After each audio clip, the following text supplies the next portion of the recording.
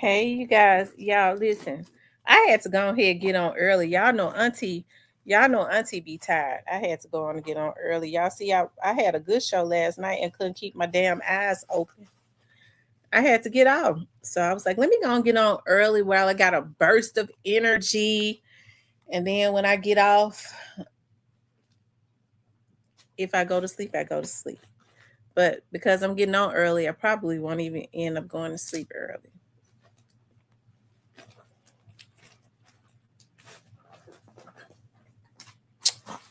Um,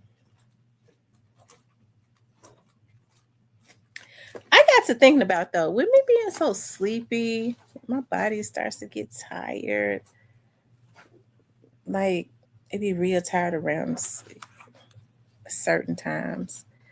Hey, Miss Yam, Miss Candy Yam. Yam, did you remember Sharon when Sharon was on here? Did you remember Sharon? Hey, Miss Kimberly. I told y'all Auntie be tired, so I got to go ahead and get on. I know it's 5:45, child, but around 7 o'clock, my body starts to wind on down. It starts to wind on down. I have to go ahead and because last night I got on. I got on at like 8:30, around 9, about around 9:15. One of my eyes had started going down. I stayed on for 2 hours though, but around 9:15, that one of my eyes started going down. The reason I had to jump off last night because Justice for Dolph and the Truth had me so tickled, but I, the other eye started to go down. That other eye started going down. I was like, I can't read comments. Ain't no need of me being on here because I can't talk with my eyes closed. Because I do believe that I caught myself because my head started bobbling. I was like, yeah, it's time to go ahead and let it go. Hey, Kenny Adams, M Rose, what are you doing? What are you doing? Mo. So I'm sure people are probably cooking. It's too cold to cook. Yeah, I probably just need to make some chili.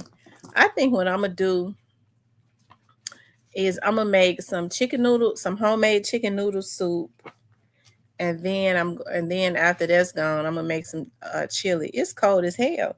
I just had to turn the heater on in my house. It is freezing, and it's 52 outside, but it's like a cold. It's a real cold 52. It's a real cold 52, like a cold 52 temperature that I've never felt before. Like it don't have any warmth to it. It's really cold. We're gonna let more people come in.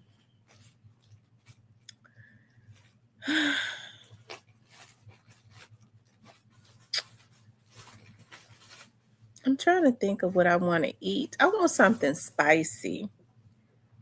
I guess because it's cold outside and I can't think of anything quick. I I don't buy noodles because if I had some of those Roman noodles like what everybody be buying, I guess I would make some, put some in the microwave or whatever they do with them, and put some crushed pepper on it because I do want something spicy. We just got some snow off some roads and nowhere to put it. Oh Lord. Oh Lord.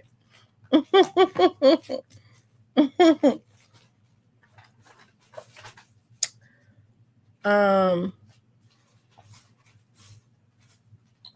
we're just waiting for more people to get the notification. A lot of people are probably gonna have to just start coming in late because they're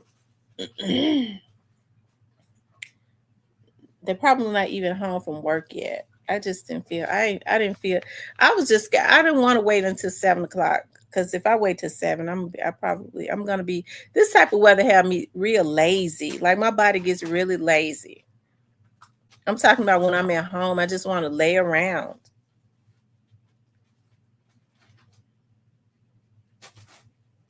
I I wish we had a Wahlburgers. You know what? It may be a Wahlburgers in the pyramid. It may be one in the pyramid. Y'all, today at work, I was on my Regina Bell. Believe in Me, that album from like 1999 or 8 or something like that. I was really on that album. I used to love that album. I remember I got that CD. I've always been a real old soul. But y'all, I want some more people to come in. I'm gonna start talking about something that has really had me bothered. And I want parents really, y'all, it's something that's going to have to happen with the youth. Um, because I mean they are being egged on and it's really bad. It really is. I wanted to wait until more people come in here. Um, I guess I can go on and talk about Tasha Daniels. Okay, Latasha Daniels is a young lady who, and I'll talk about something that happened in Memphis. Um, that was really disturbing to me. Something has to happen. It something has to happen. I just want more people in here before I talk about it. But, anyways, Miss Tasha Daniels is the young lady who was dating the married man. Okay, and she drove from Arkansas to Memphis and she killed him. Now, here's the thing about that. I was looking at that judge, okay? And it's funny, before I even saw that Art Horn was her attorney, I was looking at that judge. And I remember people saying that that particular judge was one of those ones that had bear watching, because when you start seeing like attorneys like Art Horn and stuff like that start giving them fundraisers and all of that, when they get into their courtrooms, they are going to be partial to those attorneys. You know, that when they've been law firm partners and all of that. People are complaining in Memphis that a lot of judges are being bought and paid for. Now, I've been in this lady's courtroom before, and I noticed the first time I've only been in there once. She was having to look up the law, and I understand they can't remember every law, but I don't know. It's just something weird, okay? Because if you ask me, this lady driving to this man's house, um, it seemed premeditated to me. Okay, it seemed premeditated. Hold on, I want to pull up some stuff. I want to pull up something. Okay, and wait a minute.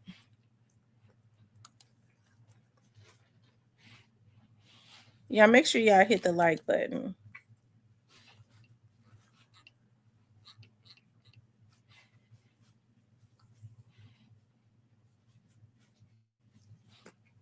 Go on now. Because anytime you drive from Arkansas, now she comes from Little Rock, right? She had a whole lot of time because Little Rock is like 3.5 hours from Memphis. So she was on a vengeance. She was definitely on a mission. Okay, hold on.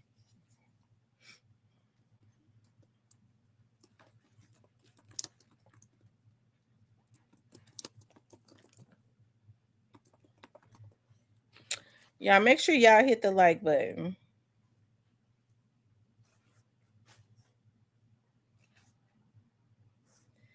Now, this is her. What she saying? Okay, she did take the stand. What's up now, Ed? Stand during her trial. Okay, but she's been sentenced today. We're gonna get to that too. Here she go, right here. When she took the stand during her trial. Okay, y'all, it's a lesson up in this right here. Would you please state and spell your name? Latasha Daniels, Latoshia, Daniels, Daniel. My sister cousin, Angelica Brock. My husband, Lonnie Nelson. My baby sister, Ebony Coben. My brother-in-law. I'm sorry.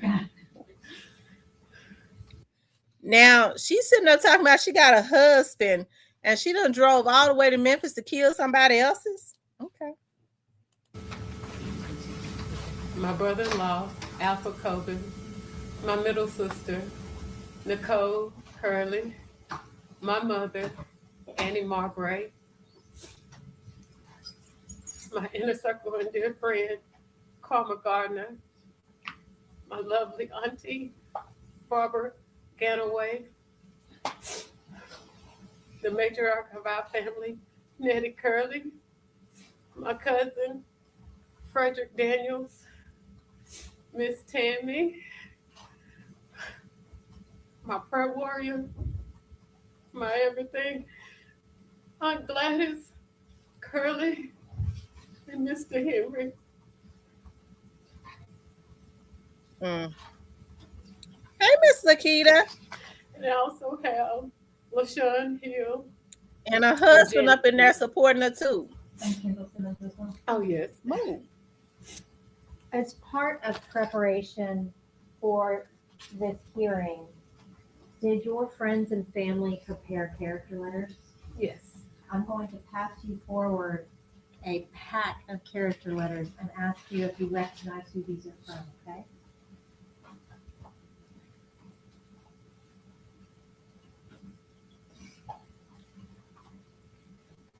You want me to read them or just, like the name, just look to see? If you want to just list off who they're from, you can. If the court would like that for the record. Annie Hill, I'm a forward. As well as the additional ones received after that filing. Show the character letter.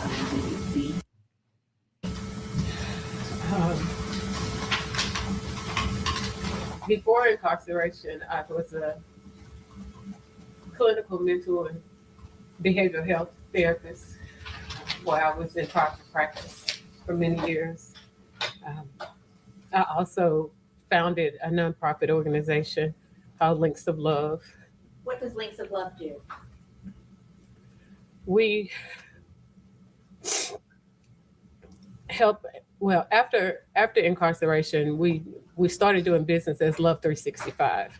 And at that time, we began to help young adults navigate through life to be spiritually, mentally, and emotionally healthy while navigating through life, so that they may build resilience and thrive through life.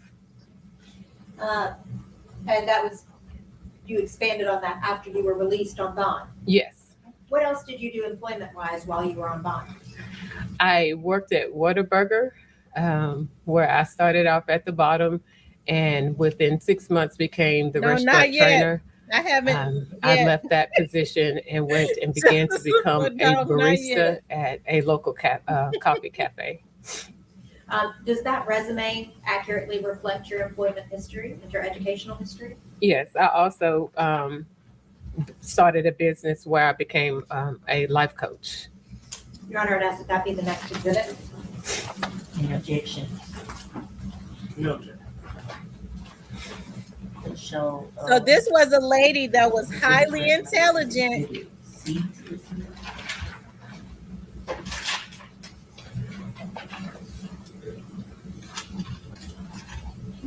You have an answer to the witness. Yes. Ms. Daniels, I'm handing you another pack of photographs. Do you recognize those photographs? I do. What are those from?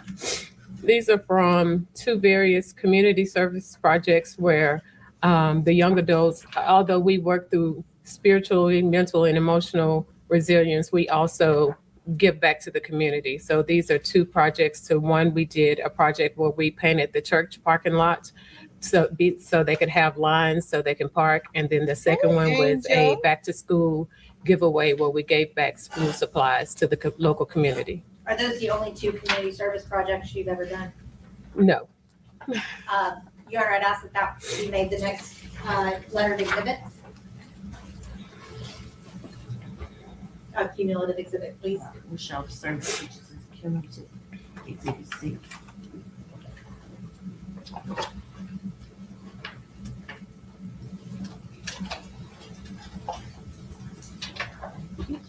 What other types of service-related acts have you done? Before incarceration, I was involved in numerous community organizations where I did community service all the time through my sorority, Sigma Gamma Rho, being a member of Eastern Star, Prince Hall affiliated, the National Social Workers Association, Black Social Workers Association. I was always involved in community service, even through my church. Did you continue community service after being released out on bond? I did that through my nonprofit as I work with the young adults. Did you have more than just those two activities, or were just just ask those you? just two that we have pictures of? Those are just the two that we have pictures of. Your Honor, may I approach the witness? Yes. Ms. Daniels, I'm handing you a stack of books. If you would please look through those and tell me if you recognize them. I do. Please tell me what those are. These are journals and books that I have written once I got out on bond, and that they are now available on Amazon and other local. Your Honor, I'd ask that that be made a cumulative exhibit. Any objection? No, ma'am. All right, we'll show the books brought by the defendants, exhibit D. You said, I'm sorry. D.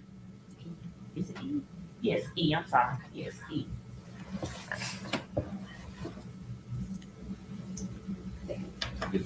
Can you please look at each of those, indicate the title and kind of a brief description of what they are?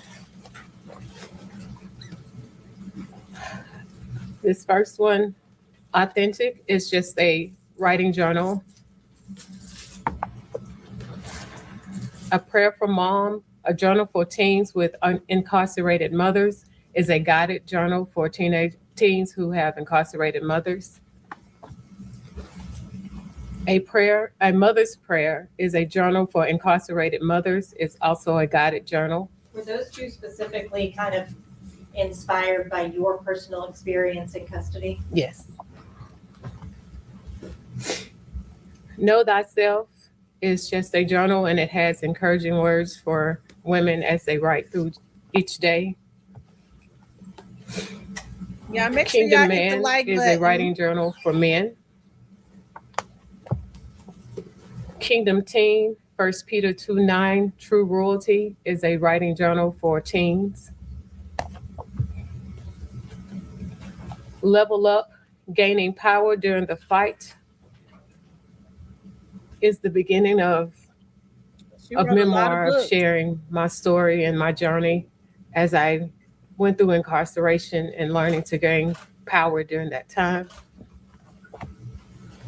Feel, Deal, Heal, Acquiring Love, Liberty Over Vulnerable Emotions, is again part of my journey and story as I begin my healing journey through this process. Now, I noticed several of those are writing journals. Why did you focus on creating writing journals for people? Journaling is a coping skill that I use throughout all my life, but found it to be very necessary and needed during this particular season of my life. And did you want to share that with others so Yeah. that they could help find that comfort? Yes. I want to talk to you next about your mental health, okay? Yes. Now, you have a master's degree in social work, right? Yes. Well, I have. let me do this while we're talking about it. May I approach? Yes. We'll back up just a minute. Do you My recognize damn those purse, documents? hell. I do. What are those? These are photographs of my degrees. Okay, and what schools are they from and what are they degrees for? The University of Arkansas at Little Rock, a Bachelor's of Arts in Criminal Justice. Y'all make sure y'all hit the like button. University of Arkansas at Little Rock. We're gonna A fast master's of forward because I don't want to With hear mental about. health. That the I mean, principal- she's intelligent. Yes. As part of that struggle, since being incarcerated and even before, had you sought mental health professional care? I have. What were you doing prior to incarceration? Prior to incarceration, I had begun to do individual therapy. Okay. Now, what about when you went into custody? When I went into custody, there's not a lot there, but I did have the ability to talk to one of the clinicians that come in that's on contract. And you took advantage of that. You did see the psychologists available Yeah. within the facility. Yes, And when you got out, did you resume mental health treatment? I did. Who did you see? I saw Amy Miller. Okay. And that was an individual that provided a letter to the court. Yes. How long did you see Amy Miller? I saw her the entire time that I was out on bond. Okay. So for 2.5 years. Did she ever give you any clinical diagnoses? She did. What did she diagnose you with? She did major depression and PTSD. And then as part of our preparations for trial, did you go through a psychological evaluation with Dr. Bitting? I did. Do you recall Dr. Bitting's diagnosis? Major depression, avoidant personality, and borderline personality. Do you recognize while you're in custody this time, do you intend to continue to pursue mental health treatment? I have pursued it. Tell me about that. I have met with Dr. Mason, who is in the facility. Why does that matter? Being mentally Thank healthy you, is Justice part of my Rodolfo. I overall appreciate that. well-being. Well, I And guess so I I got am to tell y'all about dedicated that. to living, and I want to be healthy. And are we sitting here today because of a mental health crisis? Yes. I want to talk to you about while you're in custody, okay? You've been in custody since the verdict came back, right? Yes. Have you availed yourself of any other opportunities within the facility? Yes, the facility has where you can go onto a tablet and complete various courses. And so I took advantage of doing those courses while I've been incarcerated. Your Honor, may I pass forward a group of documents? Yes.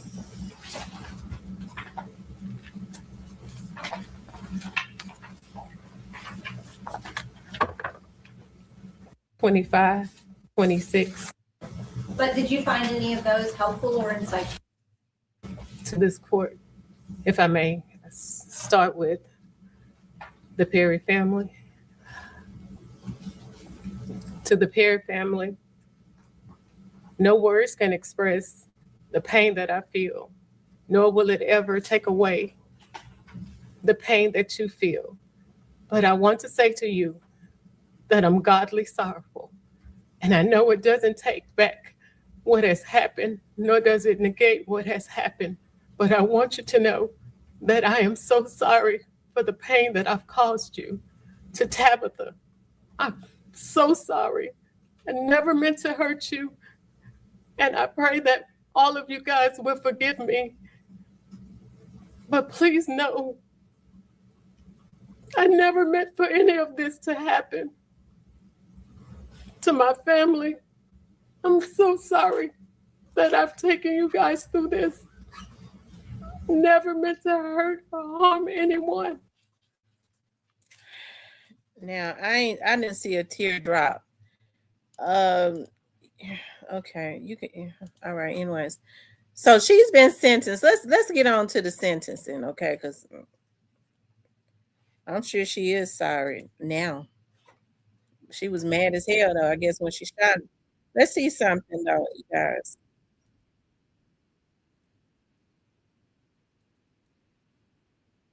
At the time, and the defendant's potential for So this judge right here. Okay, that's all I got to say. rehabilitation or treatment and the validated risk and needs assessment. So I'm going to go into more detail on the course consideration. Now let me just say this. This young lady, clearly it was premeditated. Art Horn is her attorney. Okay, Art Horn is her attorney. How they got it from first degree murder to second degree, I don't know. Because it seems to me, if you drive away from Little Rock, Arkansas, and you stop and get a gun in another town while you're on your way, that the murder was premeditated. So to me, I would think that it would have been a first degree unaliving, but I don't know. Maybe, Art Horn supporting the judge's campaign would have something to do with, but that's the DA's office, though, right? Second degree, that I think that they would um decide on that. But anyways, Duration. So the first um, thing is to determine the sentencing range. And so the defense asks for an especially mitigated, that she be sentenced as a specially mitigated offender.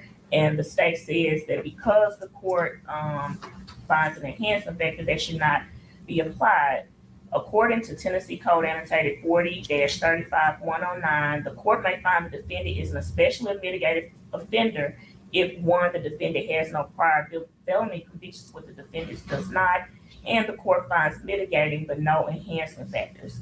In this case, the court does find an enhancement factor for the possession of a weapon. So the court finds that the defendant is not an especially mitigated offender. Therefore, the range of punishment on a second degree murder would be 15 to 25 years, the standard range for an offender, and reckless endangerment, a misdemeanor, that would carry 11 months and 29 days in jail. And so one of the things the court has considered is the evidence presented at the trial and the sentencing hearing. And so the evidence at the trial was that the defendant was having an affair with a married pastor. And at the time, the defendant was also married. They had been in a relationship for about 2 years. The defendant and the victim spoke on the day of the murder. The defendant and the victim spoke on the Confide app, where the victim told the defendant that their time had come to an end. And so after the defendant received that information, she went to a gun store. She purchased a gun in Sherwood, Arkansas. From the proof at trial, she's on camera, purchased the gun, giving the sales rep her ID, signing any paperwork that she needs. And then the defendant, when she was in Sherwood, Arkansas, drove to Memphis, which is over 2 hours from Sherwood, Arkansas, 2 hours from Memphis. And so the court finds that, the defendant's actions were deliberate. And although she wasn't found guilty of first degree murder, her actions that she showed, and there was proof from Dr. Bidding that she had major depressive disorder, and also that she had some suicidal ideations. And that was the defense version of what happened. And obviously the jury rejected that.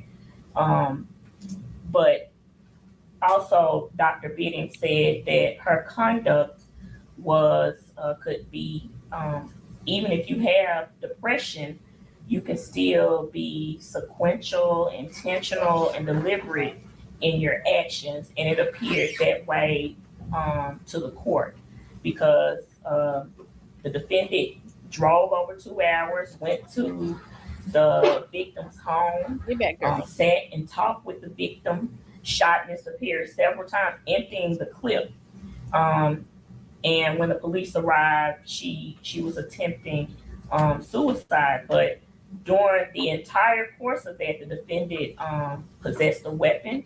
Nothing, like Dr. Bennett said, she could still commit these actions even if she had a major depressive disorder. So the court finds that the nature and circumstance of the offense are serious. The victim was unarmed, and it really just comes down to the fact that the defendant said that the victim would not walk her to her car.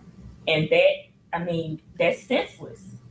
senseless to kill someone because he would not walk her to her car. And although the victim was a pastor who did not treat her right and he broke her heart, a broken heart does not justify someone dying.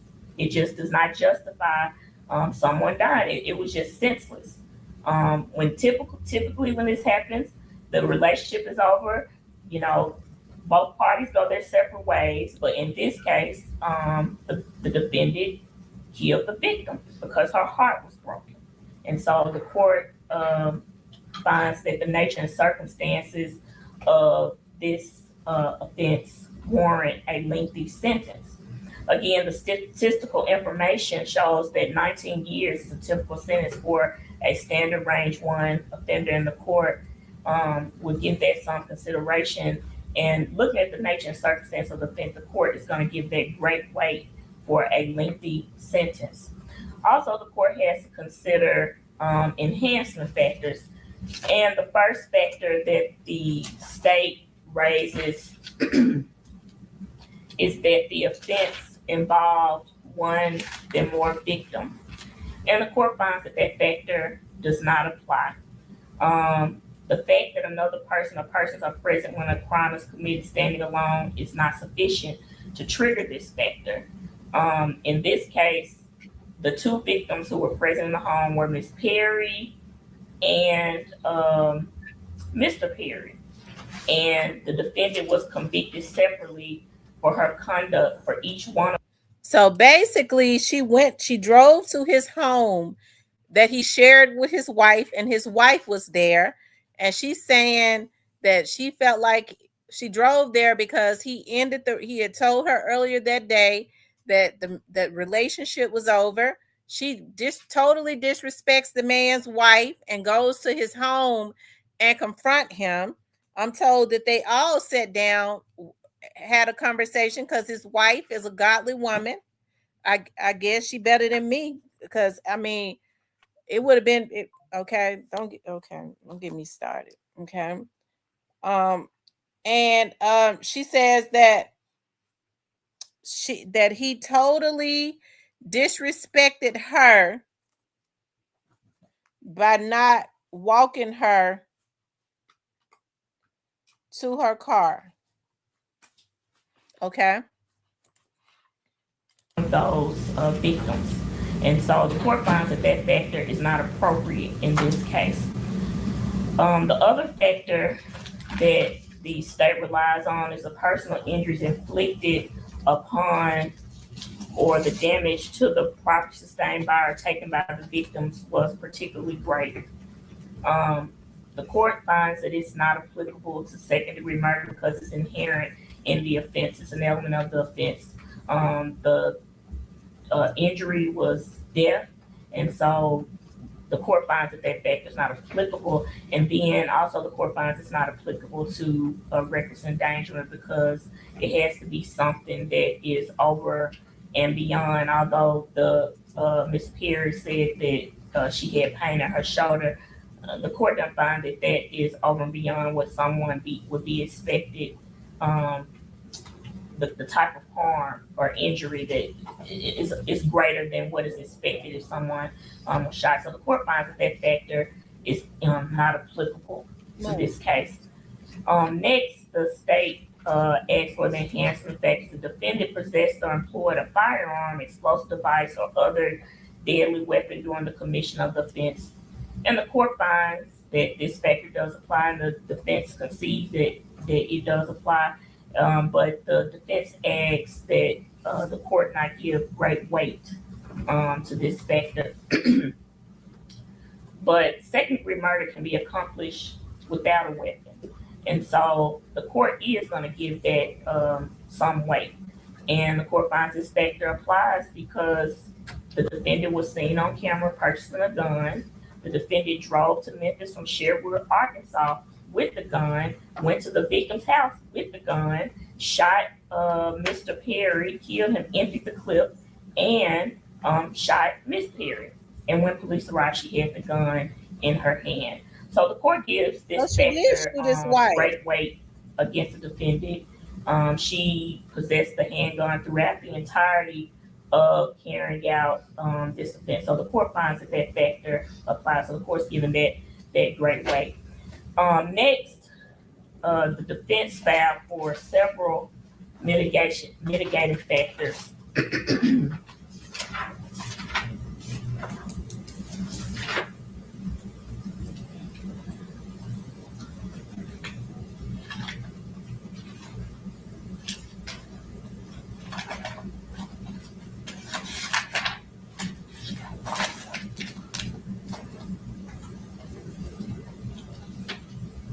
So the first factor that the mitigating factor that the defense raised is that the defendant acted under strong provocation.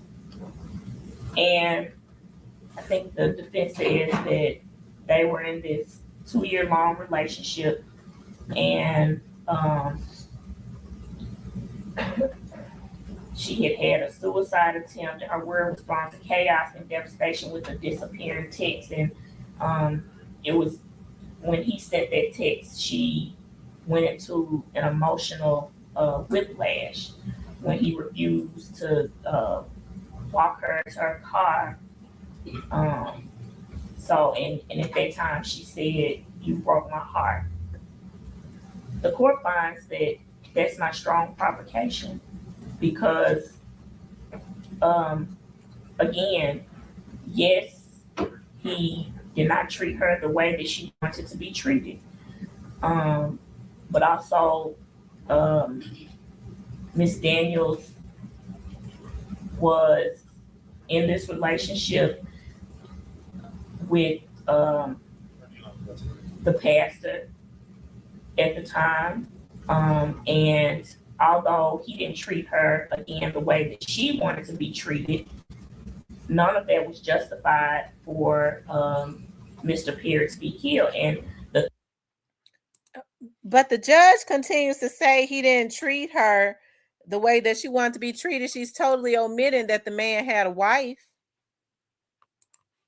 The thing that made her snap was that he refused to walk her to her car, which is very troubling. And so even though they had been in a 2-year relationship and he had not treated her as she should be treated, the court finds that that's not strong provocation. That's just, I mean, I don't find that that's strong provocation. So the court is going to find that mitigating factor does not apply. Substantial grounds exist tending to excuse or justify the defendant's criminal conduct, though failing to establish a defense. And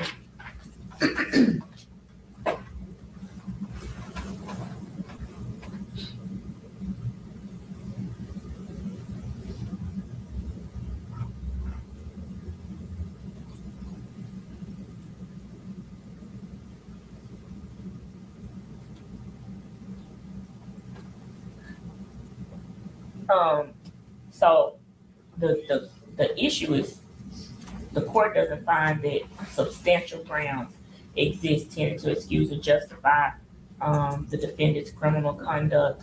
And the defendant testified that, and Dr. Beaton testified that she was suffering from a mental crisis at the time, or well, I think the defendant said, she was suffering from a mental crisis, and the defendant claims that she was not in her right mind,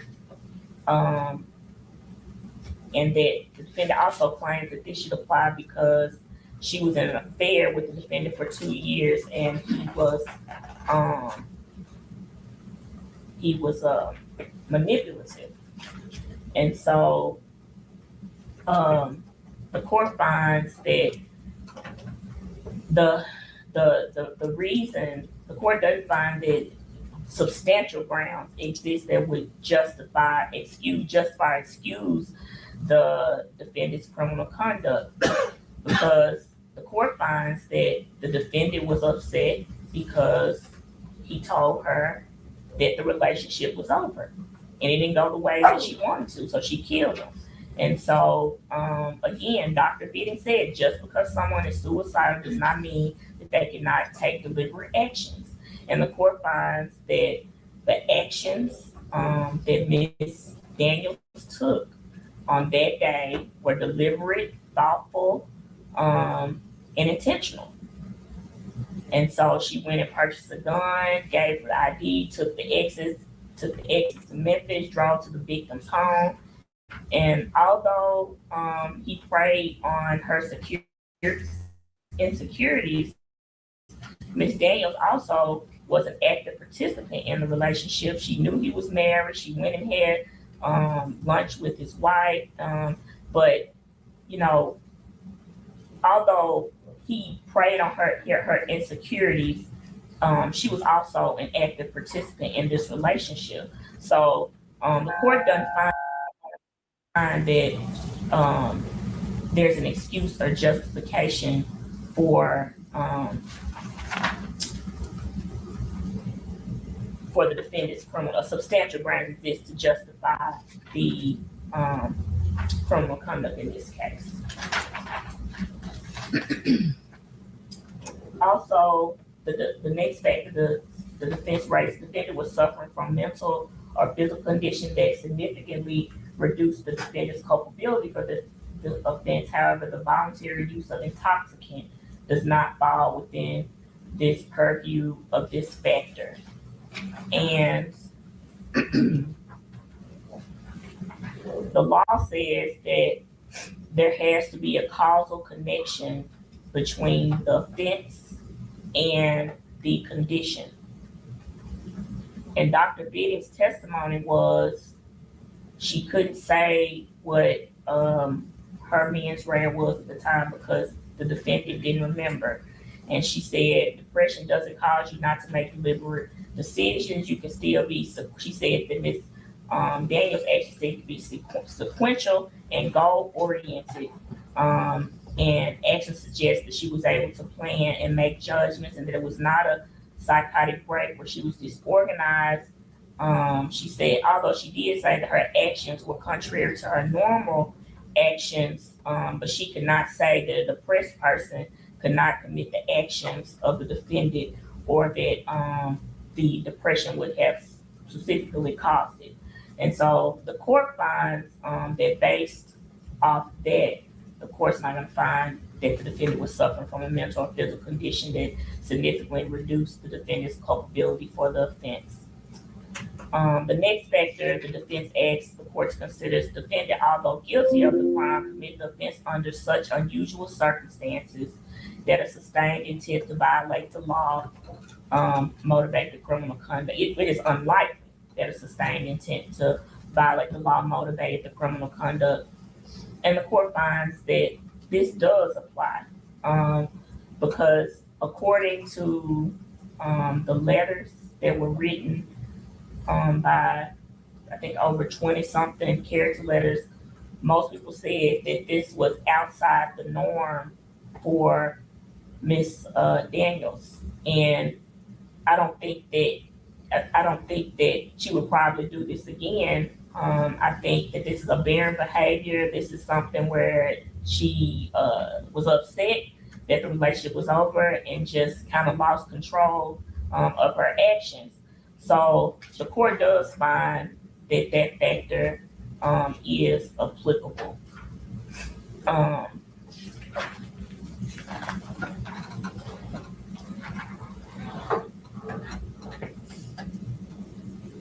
Yes, and so I think there was a case where a defendant had never been arrested. She has no criminal history, and he was essentially a law-abiding citizen. And so the court does find that that factor applies. The commission of offense is unlikely that there was a substantial intent to violate the law was a motivation. The court just finds that her heart was broken and she just lost control of herself. So the court does find that that factor, the court's going to give that some weight for mitigation. Remorse, the court does find that the defendant is remorseful. Her testimony today, she was very tearful She apologized to the victim's family for her actions, and the court credits that, and the court will give that a little weight. No criminal history. The court's not going to find that for mitigation, but the court is going to give that some weight when we look at the lack or potential of rehabilitation. The court's going to give that some weight in her favor. She also wrote 8 books, so the court does find there is a potential for rehabilitation, and that she completed all those courses since she's been incarcerated. The court's going to give that some weight in her favor. When we look at the evidence at the sentencing hearing, we heard from 2 family members, the son and sister cousin of the defendant, who talked about how the character of the defendant, and the court is going to give that some weight in Ms. Daniels' favor. And again, the court does find that Ms. Daniels is remorseful. Now let's just say this, Miss Daniels was married. She had her own husband. It was bad enough that she knew his wife, and it was bad enough that she would, when he decided he was going to end the relationship, that she would drive all the way from Little Rock, Arkansas to this man's house and knock on his damn door. His wife gave her some grace, because there's no way in the world that, but his wife knew her. So I don't think the wife knew that they were having an affair. So she drives there. I guess she tells the wife that they had been having an affair. Why the wife then blow her back? I don't know. Okay. Why she didn't, I don't know. And then she gets mad because he does not disrespect his wife. He already let her disrespect his wife. Okay. He already disrespect his wife. And then she says he wouldn't walk me to my car. That was the ultimate disrespect to her. Even though she had just totally disrespected his wife, he left her alone because he decided he was going to stay with his wife. And then she wants him to walk her to her damn car. And I guess she wants, I don't know. She stopped and got a gun. She was going to kill him anyways. She was going to kill him anyways. Validated risk and needs for sentencing to court. I think And then she shoot his wife. And the court is taking that into consideration, but she does Because if it had been me, both of them would have been stressed out. which is Him and her. been the case throughout.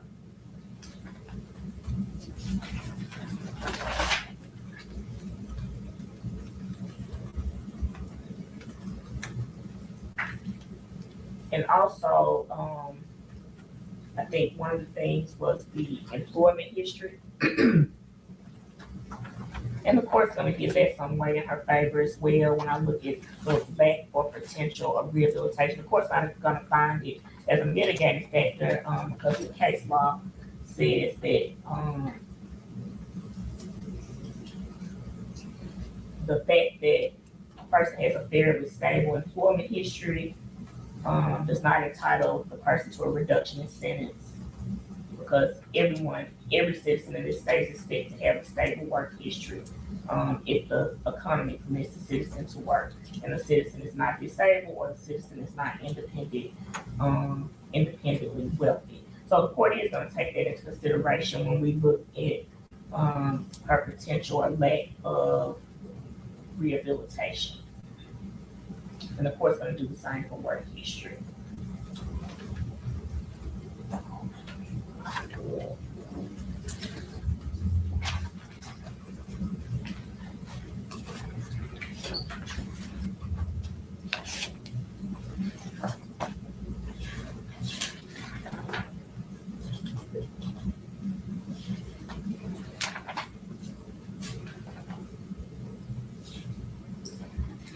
So the court has to also look at the pre-sentence report.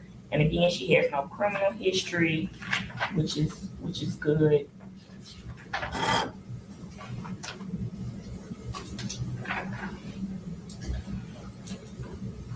She graduated from high school, went to college, received her doctorate, has community service, and though she had these pending charges, she still was able to obtain employment and then continue on with her community service projects and her nonprofit. So the court's going to give that some weight. She also has substantial family support, all things that are beneficial to the defendant in looking at her potential or lack of potential of rehabilitation.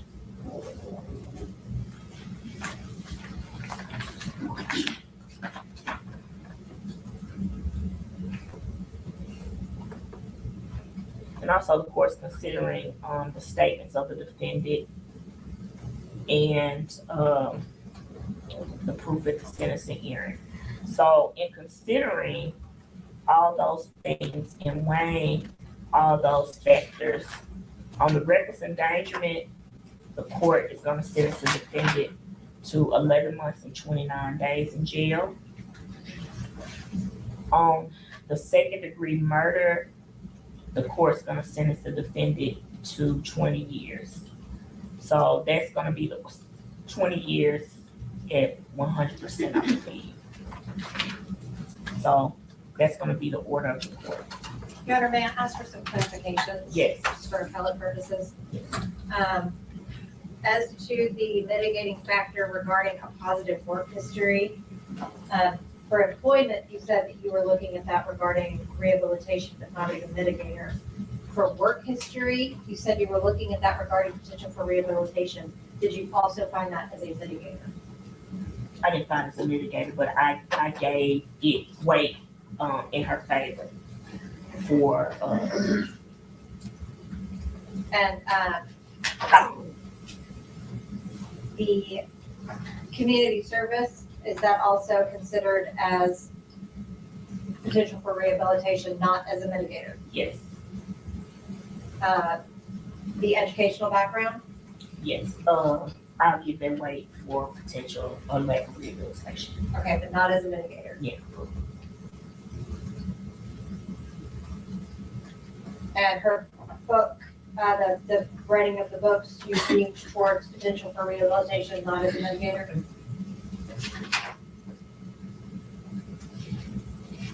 And the strong R, the low risk for recidivism, I gave it some weight in her favor.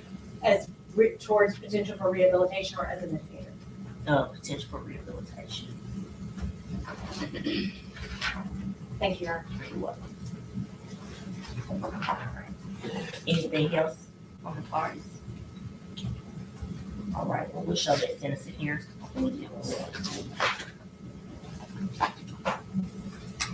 Honor, I have an order prepared, if I may pass it forward, just making very clear that this offense predated the truth in sentencing. She is eligible for the 15% good credit. I think it's helpful for TDOC to have that outlined in a separate order.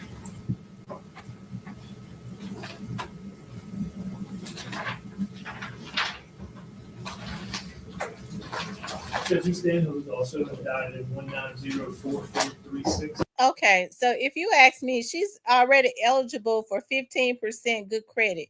So altogether, I guess she got 21 years. She get 15% good credit. I mean, they're gonna subtract the amount of time that she's already been in jail. So they take 15% off. Let me see. She basically got away with killing him with her. Okay. Because I don't think she had a nervous breakdown. She just got mad. So he wouldn't leave his wife. She decided to go to his house and tell his wife.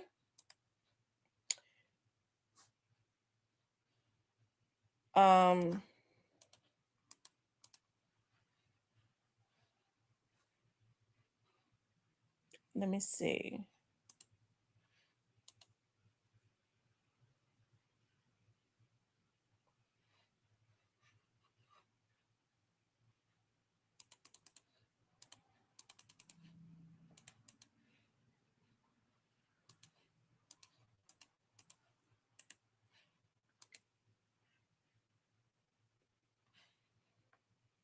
Okay. She's not going to do that many years. She'll probably do about 17 years, 16 years. She'll probably be out in 15 years. When they get through with the 15% credit time she's already served and all that. I mean, she she basically got off, and she just killed a man because he decided that he was not going to he was never going to leave his wife for her. Okay. And the only reason why he probably ended the relationship with that day because she was constantly pressuring him, and it wasn't easy for him to just lay up with her like he was used to doing. She started putting pressure on him to leave his home. Why would he leave his home and mess up his church? He had a big church. Why would he do that for her? Okay, she got a husband. She knows his wife and all of that. And it seemed like to me she would have known better, but I guess she had dreams of she probably had already emotionally checked out with her husband, and her husband sitting right in court right now, supporting her. So she was have emotionally checked out, was ready to leave her husband if she had not already left him, and she thought that he would do the exact same. Um, she was weak minded, but she was highly intelligent. Okay. Oftentimes women be ready to throw it all away because their hearts make a damn fool out of them. And men just be talking. I don't care what kind of cloth they carry, they lies. Right? And so she wanted him to, I think she had already put herself in a position or thought she was his wife, because when she get ready to walk out of his house and he would not walk her to the car as if she had already just told his wife that they was having an affair. So he wouldn't walk her to the car to disrespect his wife even more. And that really triggered her. She was going to shoot him anyways. She probably went there to shoot his wife. Okay. And she got the opportunity to see, I've been a damn fool all this time. This man was never going to leave his wife, and he never loved me. So unfortunately, stuff like that, it's really sad when people don't know how to control their emotions like that. It was already wrong. The man had a wife, she had a husband. So there was nothing about that situation that it was never right. So it was never gonna work out anyways. Okay, because it was wrong. You can't build a sand castle and think you're gonna live in it happily ever after. No. Okay, he had already weighed his options. He just was not telling her. And the risk was it was just too much of a risk for him. He was not going to destroy his church, destroy his family. I don't care what he told her. And when it got too hectic for him, he decided he was going to leave her alone and go be with another side piece that was not haggling him. Okay, now she got her platted up head up in the court. She done killed him, and she basically killed the man for nothing. Hell, I'm sure that ain't the first man that ran game on her. He just happened to be a pastor. She had already had visions of being the first lady. She was delusional in a damn way, but she was highly intelligent. Okay, the bitch was just mean. Because that was mean to go and sit there with that man's wife. And what I can't understand is she shot the wife, but she didn't kill the wife. She kills the man. Why would the wife sit there and have a decent conversation with her? Because I would have stretched her ass out. The audacity of her to come to my house, bitch, I fear for my life. You comes from Arkansas to my house to tell me that my damn husband been having an affair with you and said he ain't gonna leave me, bitch, I fear for my life. And I'd have stretched her ass out and started popping at him too. Okay. But instead, they give her the opportunity to kill them. It ain't no way. I know you're supposed to be godly and all that, but that was just chaos to begin with. How could they ever sit down and have a damn conversation with her? Now, he was wrong because the wife was already blindsided. She didn't know why that damn woman was at her house. She was familiar with the lady. So he put his wife in the midst of that. I don't mean no harm. Okay. But these men gonna have to start thinking with the right head. Lord, forgive me if I'm wrong for saying this, but that's the reason why his ass stretched out right now for thinking with the wrong head, because he put his family in danger. Okay.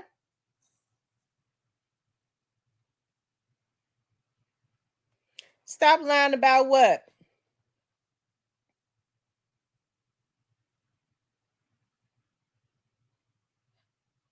Okay. Stop lying about what, gift horse?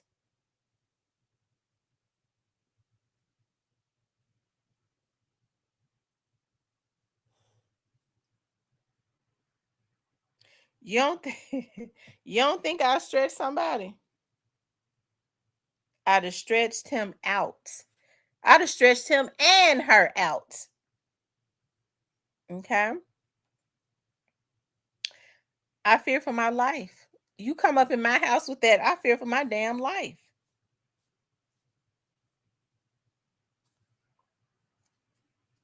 Now, you say I'm too nice.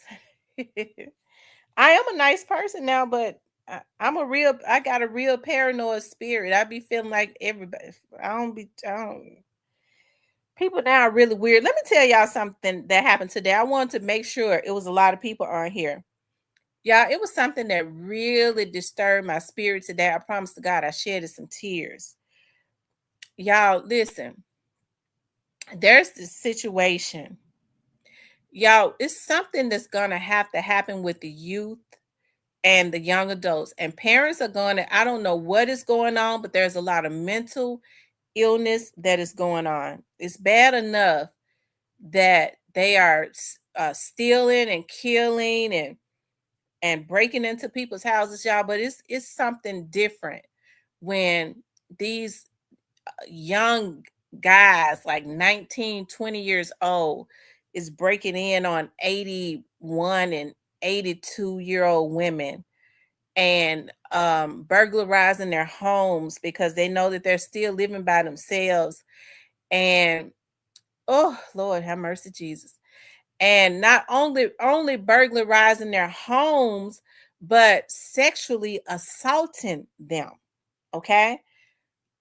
Pure D 100% violent rape. Okay.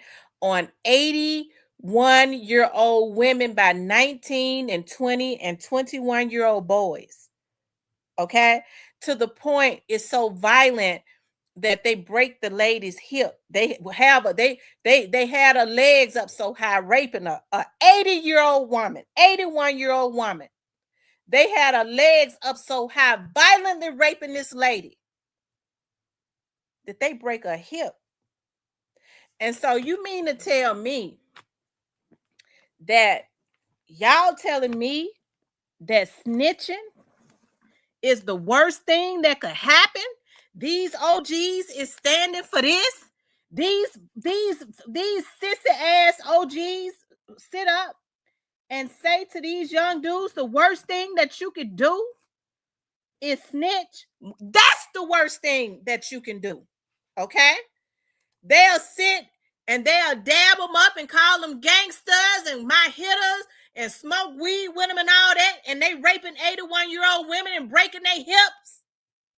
But the worst thing you telling me that these freaks can say is the worst thing you could be is a damn snitch and not a rapist, not a violator. Okay? And this shit is happening in Memphis. All right? Y'all, the only thing I can tell y'all is check on your grandmamas. Check on your grandmamas. Check on your mamas. Keep your guns on you.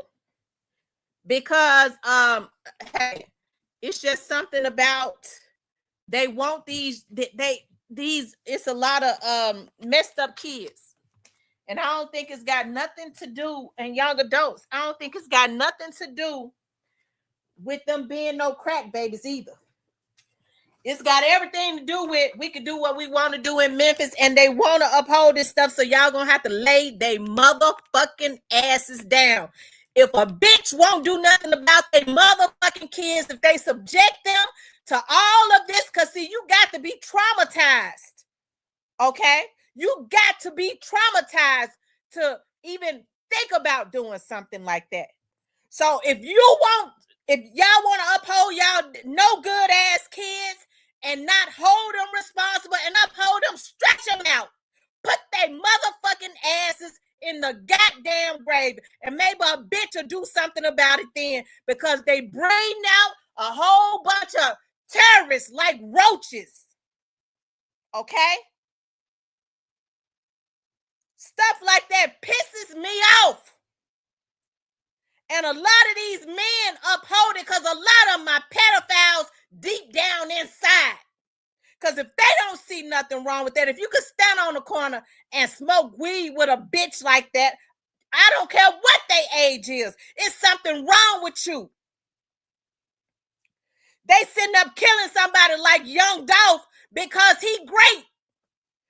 Those are the ones that need to be laid down. I don't care how old they are.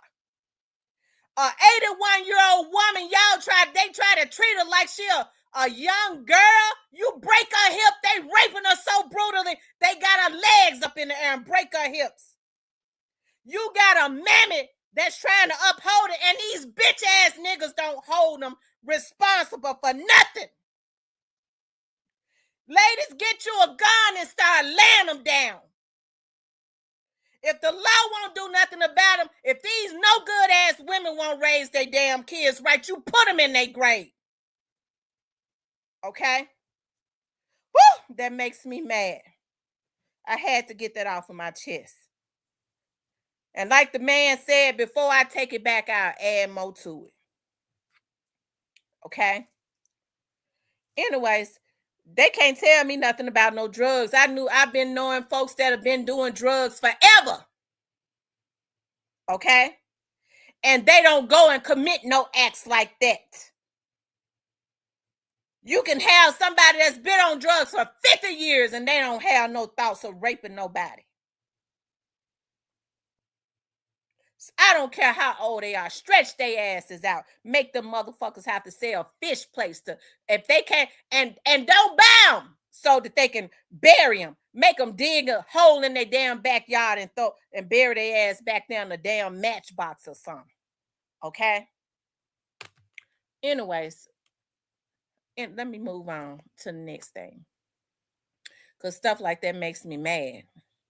Whew, Lord have mercy. That makes me real mad. Anyways, y'all, I want to talk about, we talked about that. That lady that got off, that's a damn fool. She knew what she was doing. She was mad because he made an ass out of her. Folks get a fool made out of them all day, every day. Everybody done got played.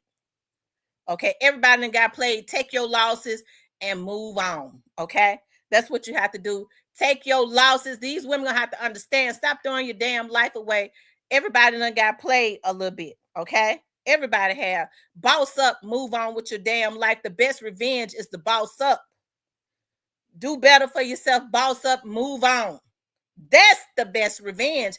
I don't understand why these folks ain't being told that. I love it when somebody think they've done something to me. I know I got a damn winner's mind. That's all right, bitch. You did that to me, but I'm going to show you something, okay? I'm getting ready to flex on your ass. I'm a boss up because I got a winner's mind, bitch. I'm a boss up and I'm a flex on your ass. That's how I'm going to do that. And then I ain't going to look back at you, because when you don't look back at them, that hurts them more than anything. Why don't these damn women know that? Go get you another man. Okay, get you somebody better. If you don't like him, if he good to you, you'll learn to like him. Okay, people are so shallow. No, he don't look like nothing. He'll be so good to you. I thought I didn't like him, bitch. I love him. He good to me. I loves him. Okay, if you just gotta have you somebody, but work on yourself. Cause why you want to be with somebody that don't treat you right? I can't love nobody that don't treat me right. I ain't gonna chase that. I'm used to being treated good. Okay, I'm used to being loved. So I don't want nobody that I gotta lure into loving me, make to love me. That's the reason why I know a bitch was lying when they were sitting up talking about I paid a nigga. I ain't never had to pay no damn man. Never will. Every man I had was a real man. And if he wasn't my man for long. He tricked me. Okay.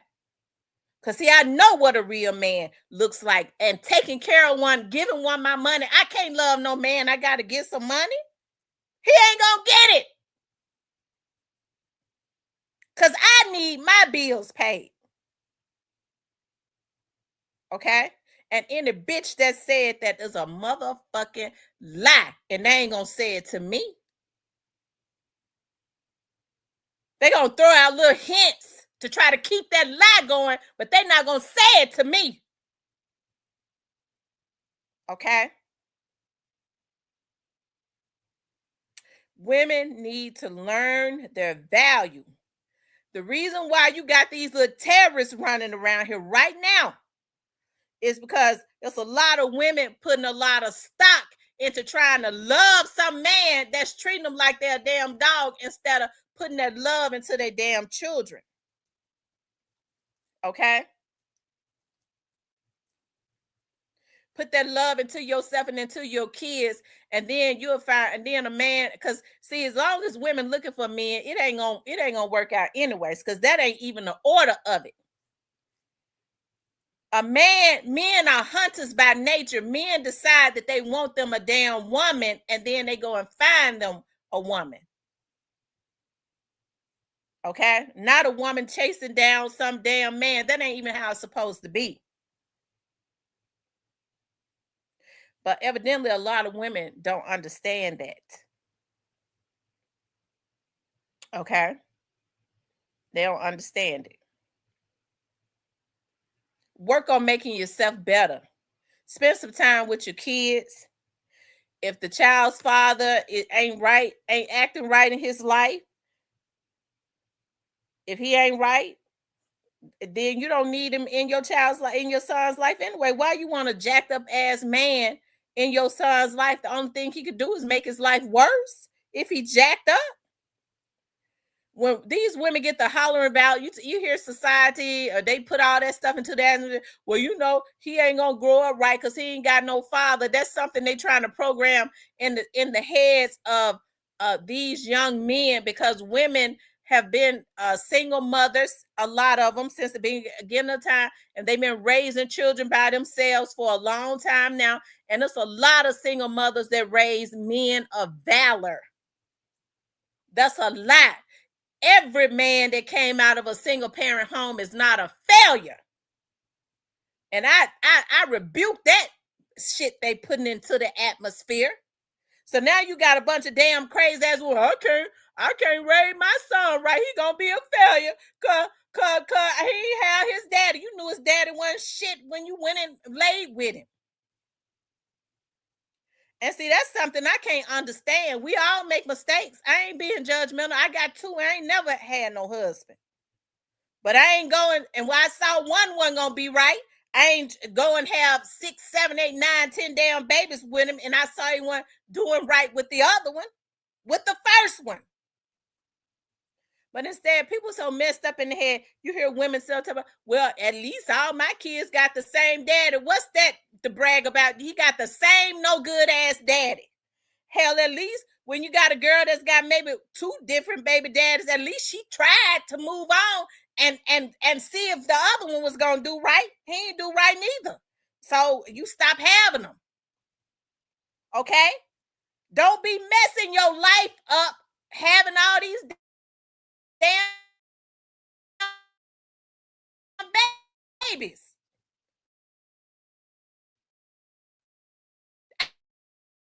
Ain't nobody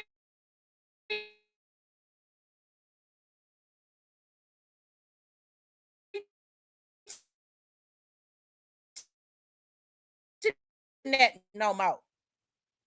If you ain't got no means and no,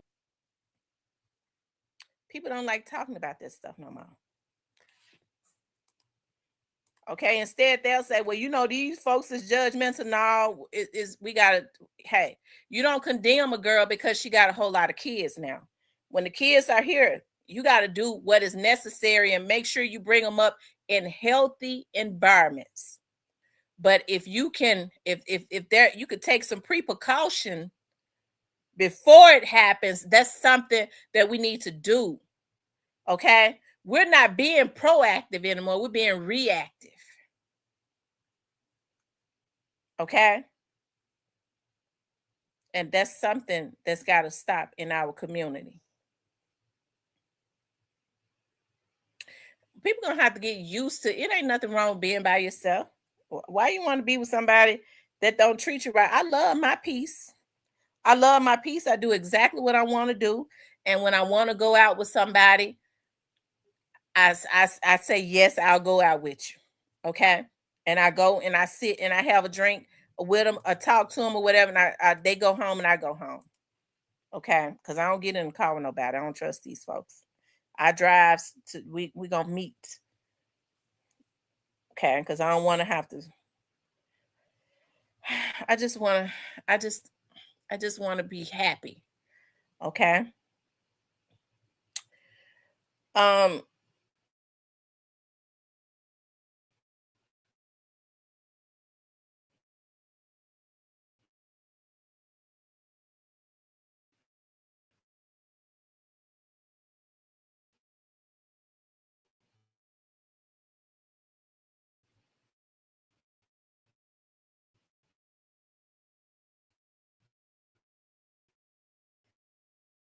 yeah. Anyways, I was great. Someone was wrong, but he didn't deserve to die. She loved him as long as he was doing his wife dirty for her. But the moment he decided, I'm not, this is over. I'm ending this for because he was gonna end it anyways. He probably already was had cheated on his wife with a lot of women. A lot of first ladies, when their husbands are pastors of churches, they stay, okay, because they like the lifestyle. They like to have the privilege of pulling up at the church and having a parking space with their name on it. They like to sit at the front of the church with their hat on, and they like for everybody to call them first lady. Okay, they to go through all that hell just for that. Okay, so a lot of them ain't gonna leave. You couldn't pull them away. Anyway, y'all, let's move on. I want to talk about Howard Barnett. Now, I've been talking about Howard Barnett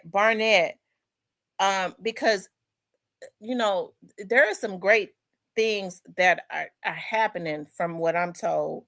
That was some things that could be great that's happening as it relates to Howard Barnett. I told y'all that one of my friends had called me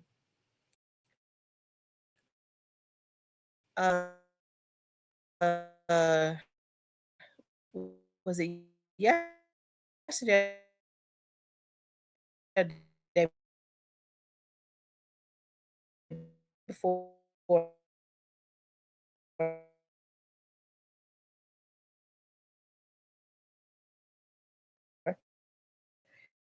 and he brought up Howard Barnett and as it relates to Fayette County and Shelby County with going back out there. Okay. And I was told something else about where his car was found. Okay.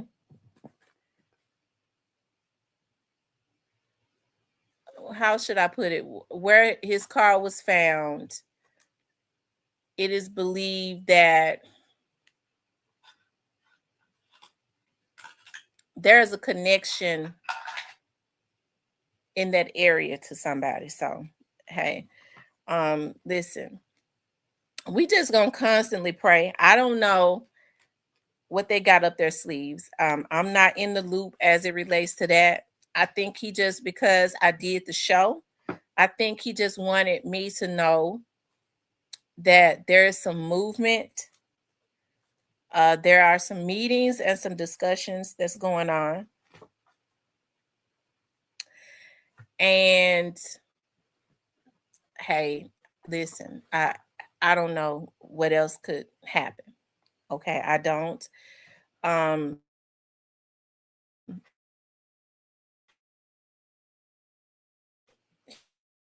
he he was kind of vague with me.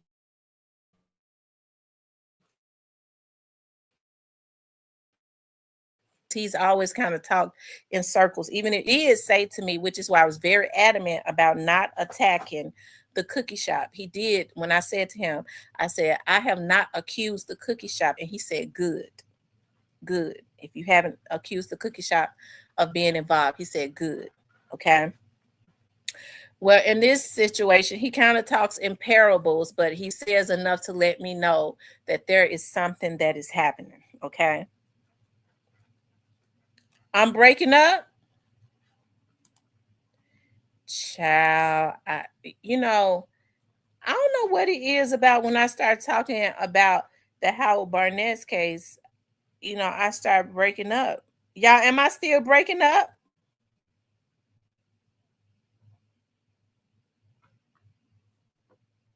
Y'all, let me know if I'm still breaking up. She got 21 years. She got 21 years, you guys.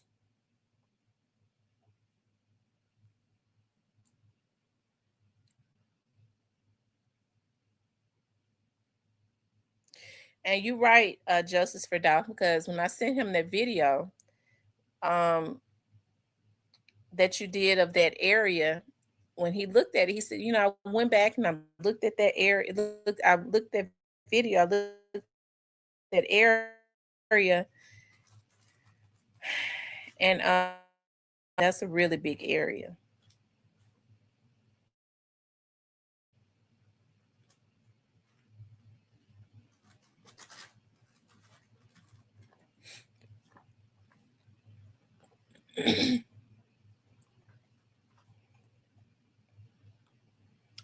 Yeah, she got off real good because she's gonna end up doing like 7. She'll probably be out in 15 years.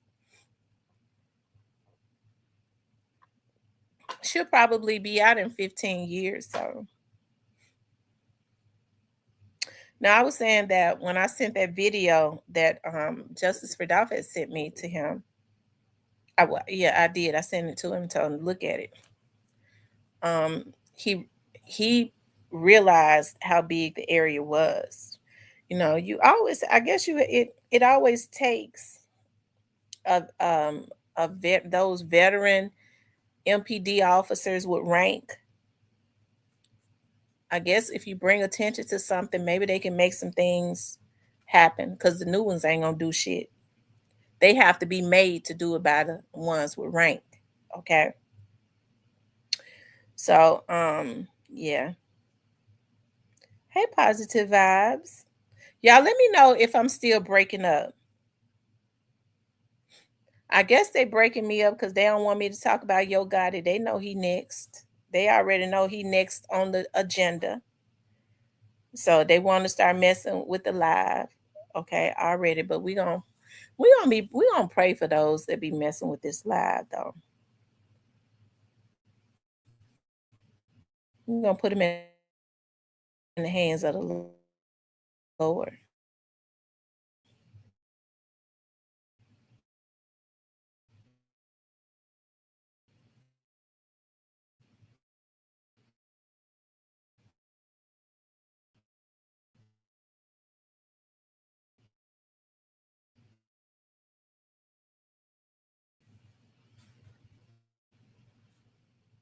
Why?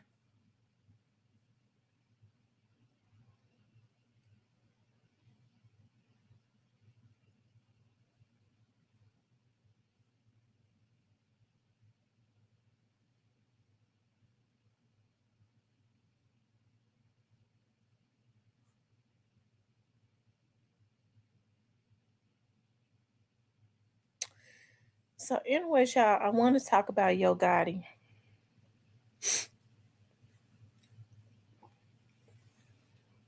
Okay, will Yo Gotti get away?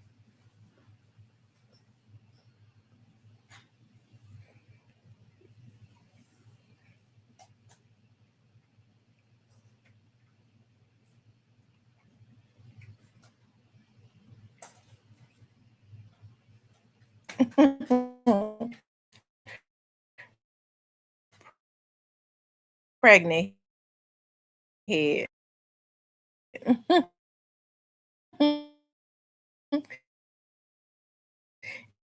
We're gonna talk about pregnant head.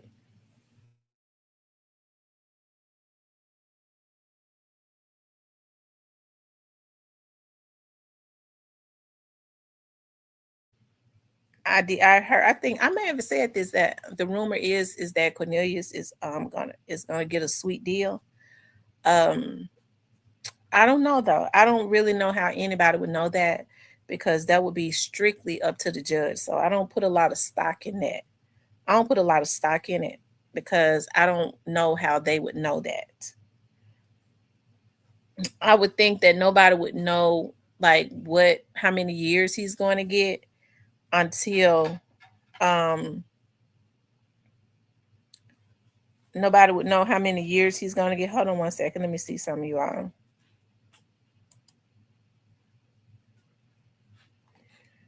Until like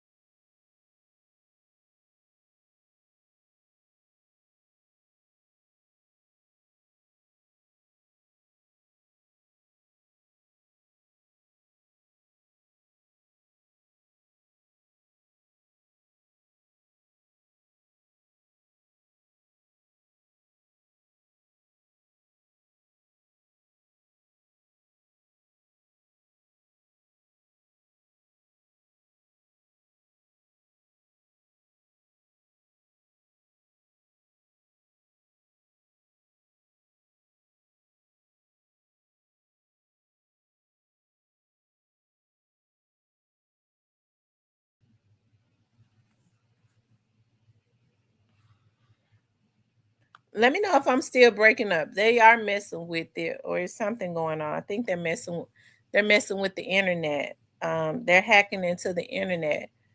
That's another thing that I brought up. How they hacking into the internet, that's a federal crime. But there are ways that you can you know, there are things that can be done about that. Am I still breaking up, you guys?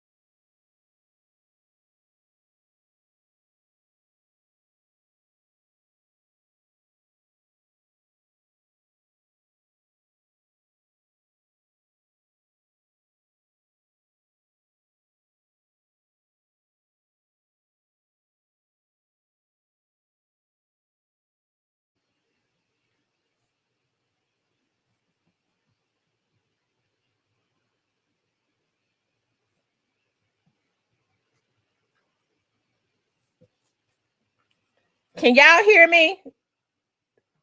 Say yes or no if you all can hear me.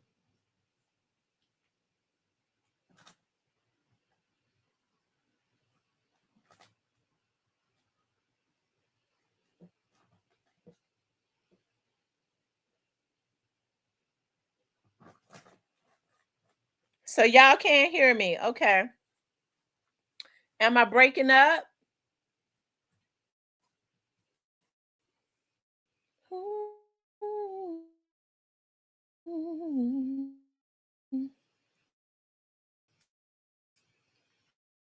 Let me know if I'm breaking up.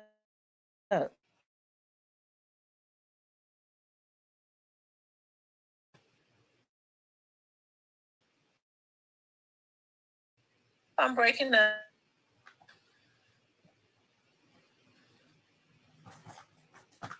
I'm breaking up.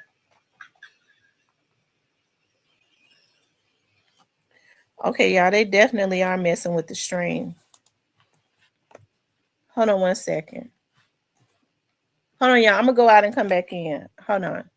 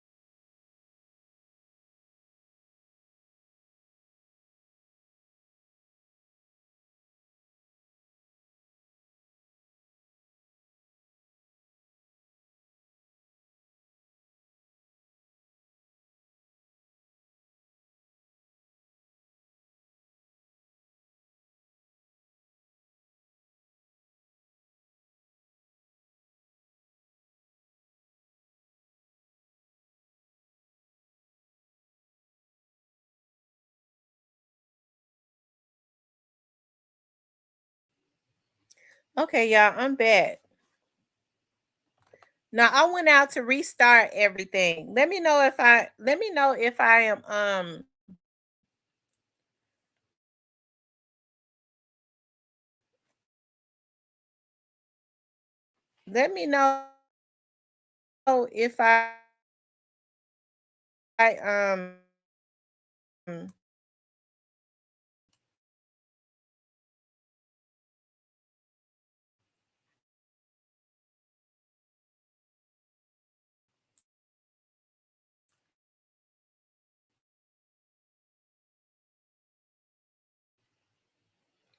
y'all let me know if I'm still breaking up.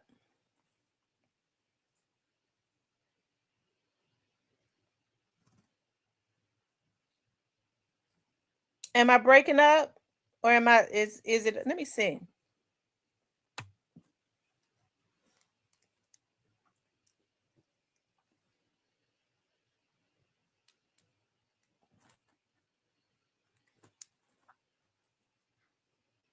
I'm good. Okay. Cool. Cool. Okay. So let's talk about it. Okay. Let's talk about Yo Gotti. Will Yo Gotti get away? Okay. I know they don't be wanting me. Y'all can hear me now. Okay, I know they don't be wanting me that wanting to hear me talk about Yo Gotti, but I mean, I was starting to get tired. If they had just left me alone, I would have probably just went on ahead and got off, whatever. But I got off to to do something. But anyways, y'all, let's talk about Yo Gotti. Will Yo Gotti get away? Okay. Now we know that. So before I left, I was talking about Cornelius. Now that's what I heard about Cornelius. I don't know if it's true. Hey, that he's supposed to get a sweet deal. Um, Now this is just my opinion. Nobody has told has been working with the people sis, as they say, and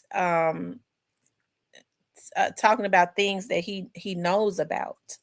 Right. I think at this point Cornelius doesn't want to do a whole lot of time, and we all know that things can be worked out. Um, when people have information on unalivings or crimes that have not been solved, or crimes that could be going on right now, right?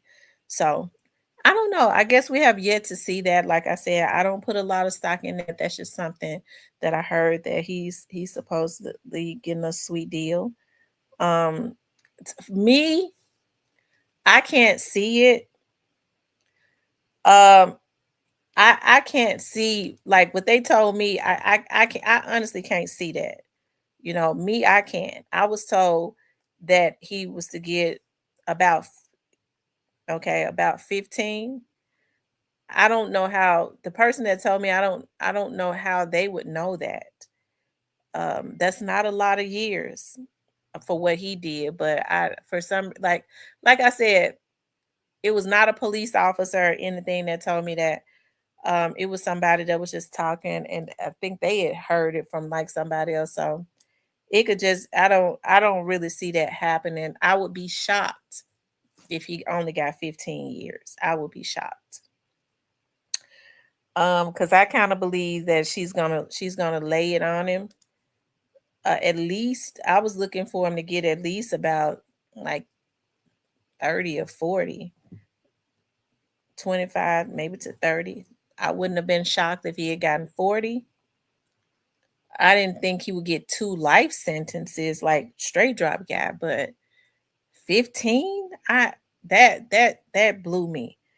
That blew me. And like I said, it was not a police officer or anything that told me that. How that person went, I don't know, because only the judge would know how many years they're going to give a person, not unless something has been,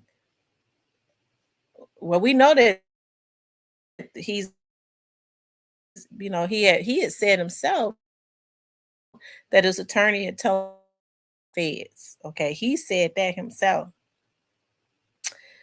So, hey, I guess we have yet to see. Me myself, I cannot wait to see it because I don't know. Okay, I don't know. So, um, the only thing I could say is if he get 15 years, he really he been putting in a lot of work. But here's the thing about Cornelius. He don't care about people knowing what he do. Cause he feel like they I guess he feel like they sell him up the river. So I don't think he cares. Anyways, like I said, that's a rumor. I don't know if it's true or not though. I would be shocked if it was true. But if it is true, these ninjas better get scared because that means that he he done lit up the trail and put them on the scent of a lot of trails. That means he's lit up a lot of trails and it's a scent on them for real. So to only get 15 years, good God Almighty, I don't believe that. I hadn't said anything about it much because it's hard for me to believe. It ain't hard for me to believe, especially if he's already said he had been cooperating. I guess the thing that I would be thinking about next is, damn, it's gonna be a whole heap of indictments dropping. It's gonna be a whole heap of them, as the old folks say.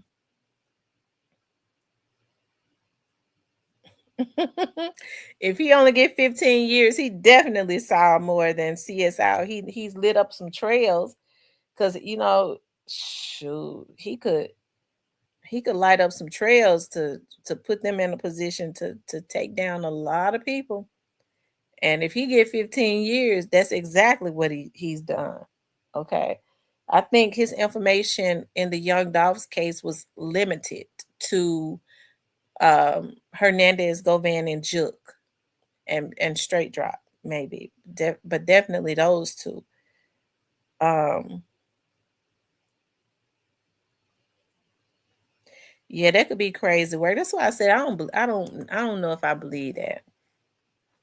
I don't know if I believe that. Now that person is a real gossiper. They listens for everything. But the person kept saying, "I'm telling you, I'm telling you, I'm telling you." I don't know. Normally, when they the little gossipy ass, they be head dead on with some stuff because they be tapping around, eavesdropping everything. But that right there, I don't necessarily believe. I don't believe that one. I don't know why.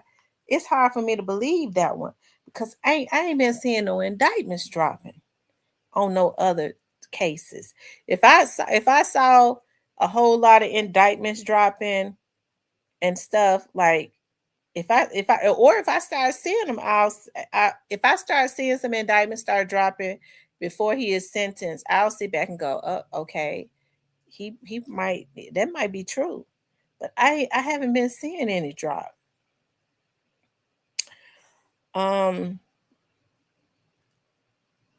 they said judge would give him more time so she wouldn't look that bad for what she did in Gomez's case. Cause I'm gonna tell y'all something. I was looking for him to get like 30 years, and 30 years is generous. And simply because he cooperated, I was like, I would be surprised if he got 25, but I was looking for 30, like 30 to 40. I was looking for that. But 15? 15. Oh man. Oh, that man. What's that Ronald Isley, the Isley Brothers song? I got work to do. That's Cornelius' song right there. Which ain't nothing wrong with it. I'm a real big fan of working. Okay. I'm a big fan of working, of letting the Lord use you. Okay, it's a beautiful thing and it is a blessing. And don't ever let nobody tell you that it's not.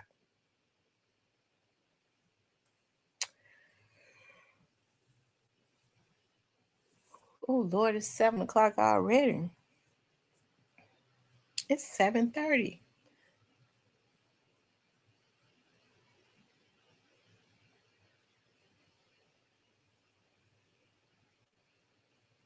Can you hear me now?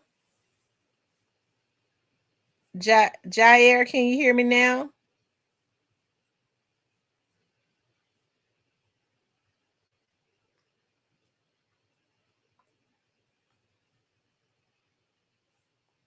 Listen, y'all, make sure you all, I got a campaign going. Make sure y'all donate to the channel. Okay. Donate to the channel. I haven't been getting any donations.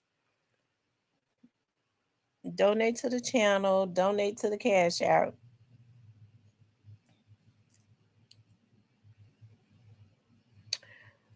It's income tax time, so I don't get no income tax. So did y'all income tax check hit y'all account?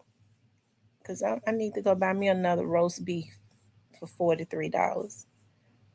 Cause I still got a half of one, but then I put my foot in that roast beef.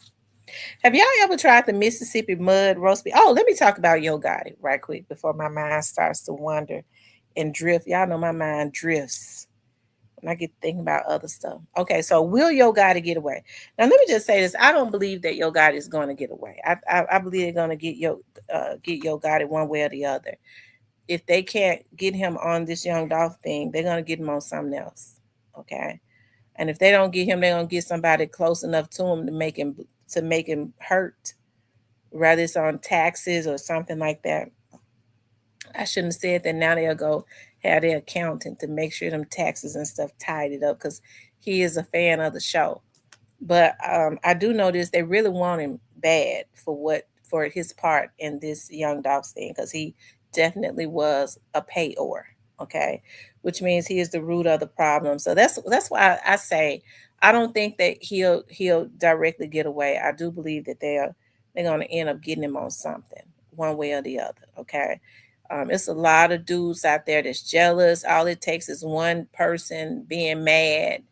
I believe he'll keep the people that's closest around him kind of fed. Okay. He'll keep them fed. So probably at this point in time, so that they can that he paid for them to kill that boy. He know he did that. That's something he knows. That's not something that I'm making up. None of us made up. He knows the part that he played, and he knows that it was not right. I believe Black Youngster got something to worry about too. And I really, I get to talking about Black Youngster. Black Youngster has to pay for what he did. Thank you, darling, for petty marijuana. Thank you for the cash out. I mean for the super chat. Um, I get to talking about Black Youngster. I hate that Black Youngster have done this to himself, and I really hate he did this to himself, and he may could have barely skated by with this Young Dog thing, but I think Black Youngster's too high strung, and then he went and he probably got himself caught up in something that he's not going to be able to get by with, and he's going to take a whole lot of other young dudes down with him in the midst of it. But I feel like these young dudes are going to have to stop doing anything for money. Hey, we've sat on here, we've preached this for 5 years. Hey, listen, I hate that Black Youngster got himself caught up in this. Y'all know I always talk about, and I talk about this because it comes from my heart.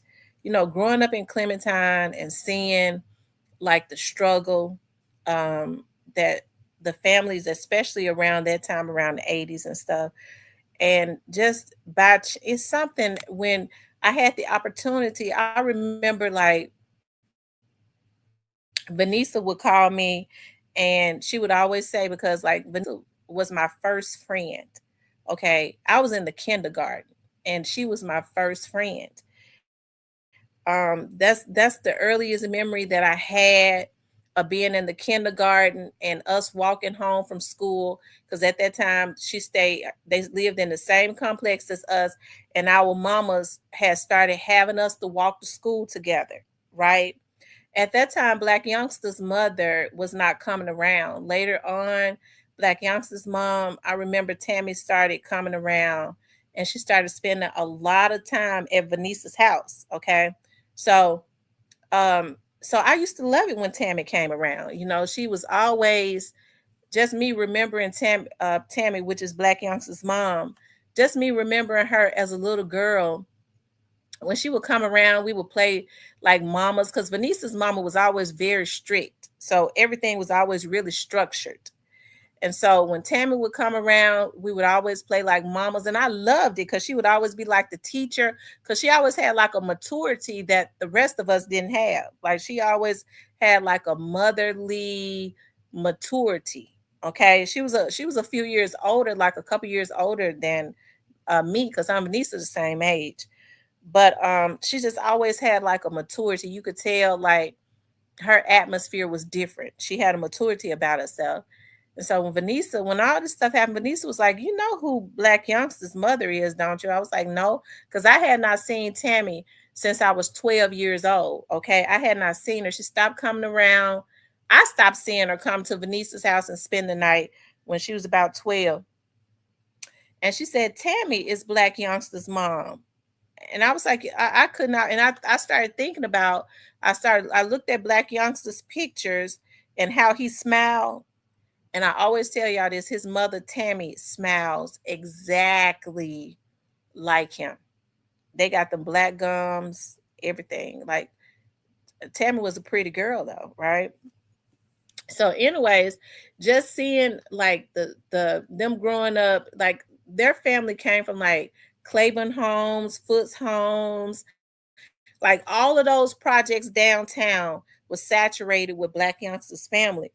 And so when I was growing up, when I would be around Vanessa and I would go with them, like be going over there with them to her family members' homes and stuff. Um, I had the opportunity to see before Black Youngster was ever even born, like how many relatives he lost to like death. Like they was Benice would comment, my cousin Terry was killed, such and such was killed. Like I was always going to funerals with them as a like a preteen, on up to like a preteen, like because I grew up around these people. So I always went to the funerals with her and her mama. So um so for him to see the struggle of their family, to see like the dark, like how much death that was in their family, the poverty that was in their family, to see somebody like him make it out, okay, to have the opportunity to change his life, and to, if he was business savvy, to help maybe to change some of his family members' lives. Um, but I really, Black Youngster went out bad. Okay, he really did. And so I don't get on here and I don't say a whole lot about him, because I might throw a shot or two out, but I have to. I mean, I grew up around his family, so when people say, "How come you don't talk about him?" Is I guess they think that they can make me feel a certain way. I'm a real grown woman. Like I've been grown for a long time, right? So I don't let people do that to me. So when they say, "Well, you don't talk about him because you know his family," I say, "You goddamn right. You motherfucking right. I don't. I don't like what he did as it relates to the young Dolph situation. He was wrong. He was wronger than two left legs. I don't appreciate it, but I don't get on here and talk about his brother that hurt me when they killed his brother. Okay. Especially the last one, Tamani. Um, so I don't talk about that either, because I know people be wanting to troll and talk about Tamani. Tamani was a good dude that took care of his family. He was like, he got out and he worked and stuff. Like he didn't have anything to do with that young Dolph situation. And I think Tamani made it clear that he hate that situation happened. He had known some people in that camp and he didn't want no parts of that at all, right? And so for that boy to kill him like that, that was messed up. You know, that was just messed up to take that man from his family and stuff. Somebody that was already struggling with whatever issues he may have had and questions that he had, you know, as it relates to him, what, you know, all of the stuff that he put on his page. I don't have to bring it up, but I just think that it is very unfortunate because Black Youngster is going to have to lay down at some point. Um, and I don't know if it's going to be for young dog. I don't know which is going to be first. You know, I don't know which one. You know, whatever happens, I just, the spirit of the Lord tells me he gonna have to go lay down. They're gonna get him. Okay, they're gonna get him. And so it's really unfortunate. I hate that. Because I think deep down, I don't think that Black Youngster is a evil person. I think he just a stupid person that wanted um that put Gotti in a place that he should have only had God, right?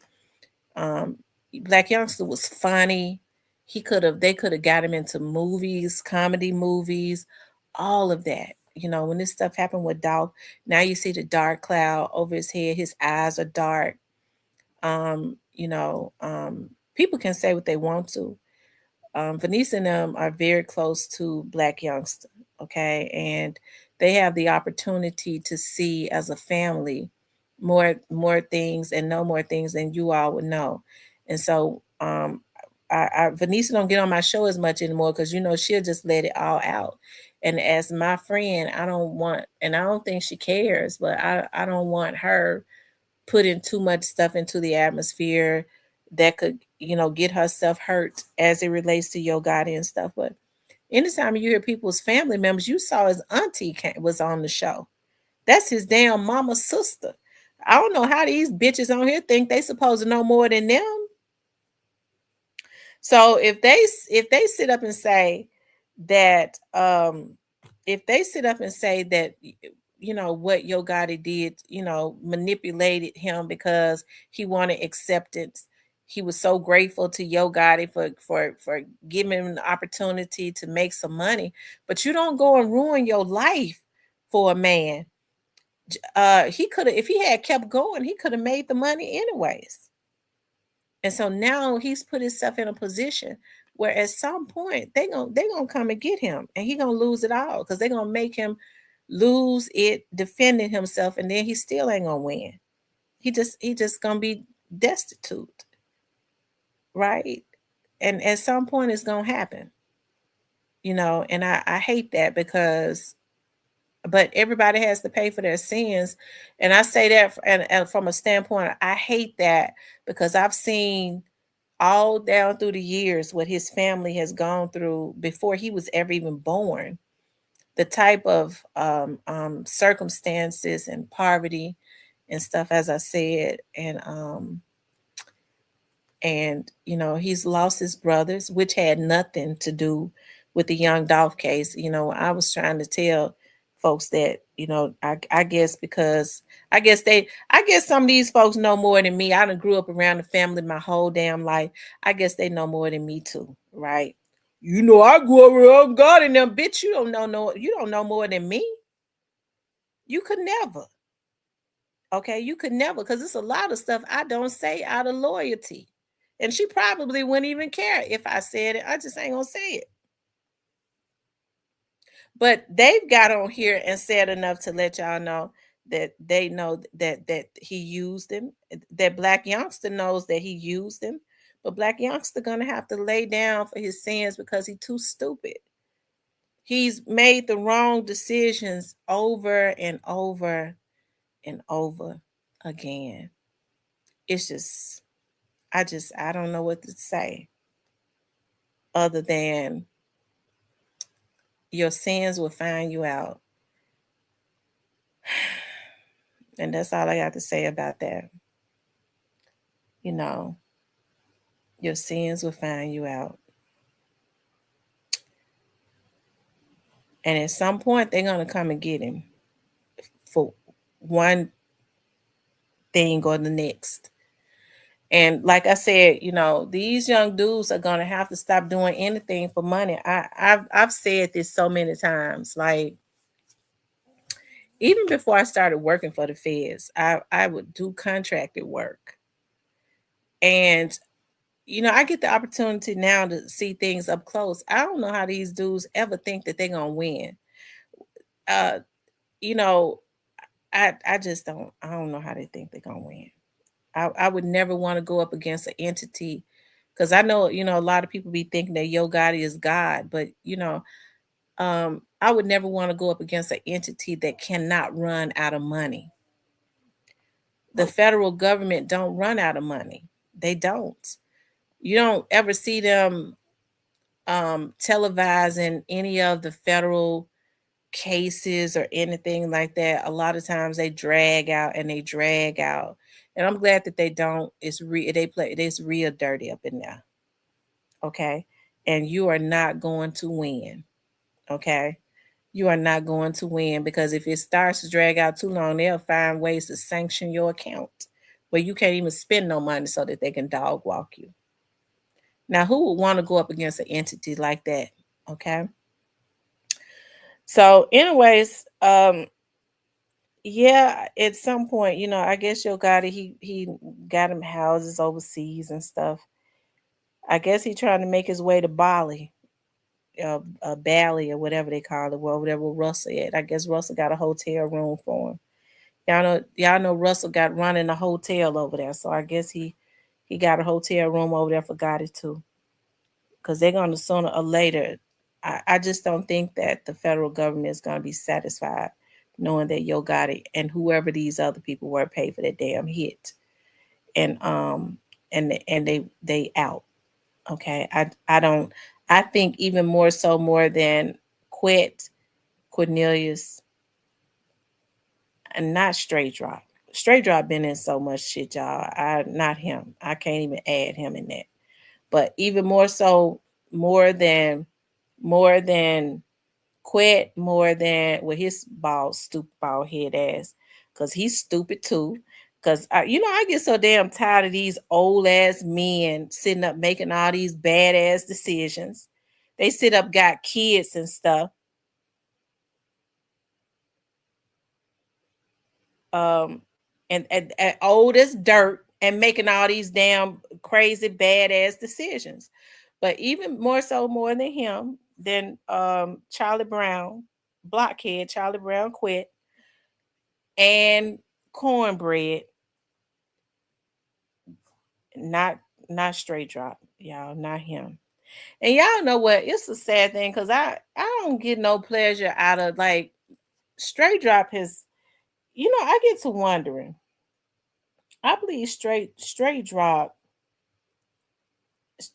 just got a lot of evil in him. Okay.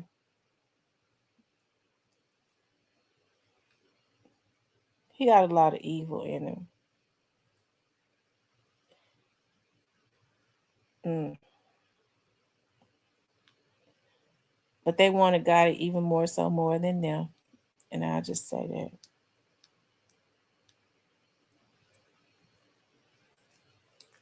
Okay.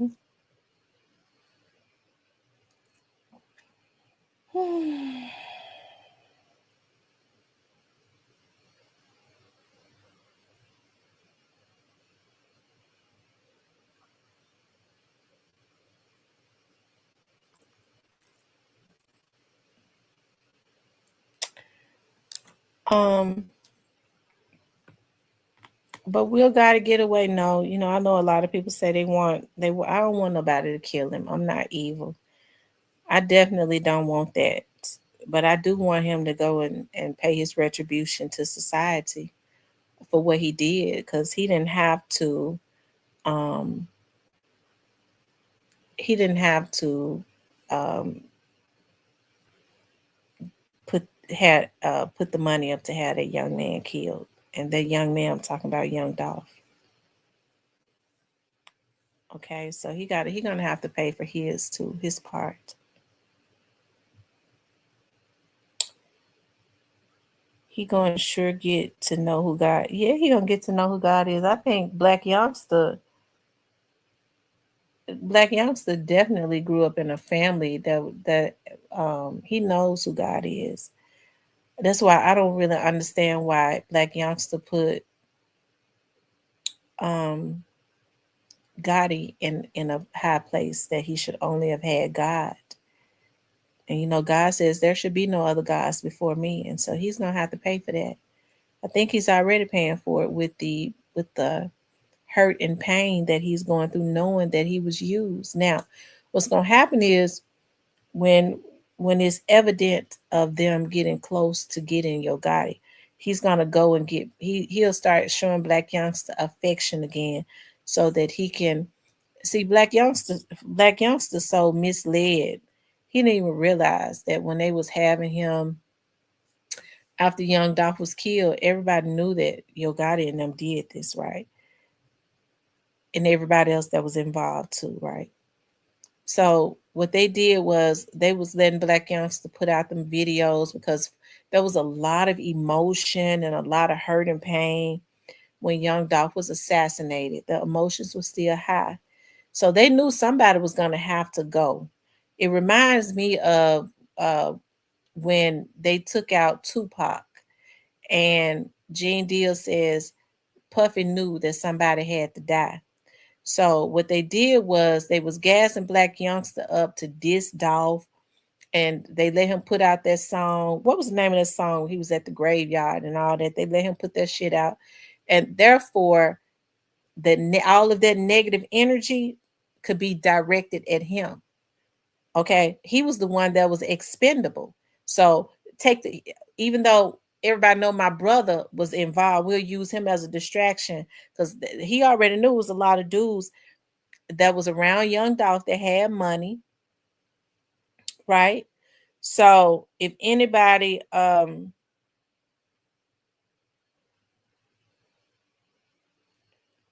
was gonna get knocked down, it would have been Black youngster. That's why they was letting him do that, right? Then Yo Gotti realized that the folks was on his ass too. Okay. He realized that, and he was advised to go quiet. He didn't go quiet for nothing because he was not quiet when it first happened. Remember, he was talking about we the last man standing. We this. He was putting out little subliminals until they told him we're gonna walk your ass down. You got to be a damn fool if you think he ain't been questioned several times. I, I know folks think he God and he got MPD in his pocket, but it I'm telling you now that it happened. Okay. And if he's truthful, he'll say it, but he's gone quiet because it scared the shit out of him. So that's when he started talking about y'all keep my name out of that shit. He even threw his brother up under the bus when he told his brother to go and find some folks to take the boy out. Okay. And you had a bunch of damn fools that did it for some money. It's a damn shame when people have made, especially in the Black community, they've made money and sex a god. They put that in the place. They'll worship that all day before they ever worship the real God, okay? The true living God. And that's the reason why they end up looking like a bunch of damn fools, okay, in the end. That's right. He was talking big crap. He know he did that boy dirty. I just wonder who them other ones was that they found out wanted him unalive. Okay, I wonder who those people were.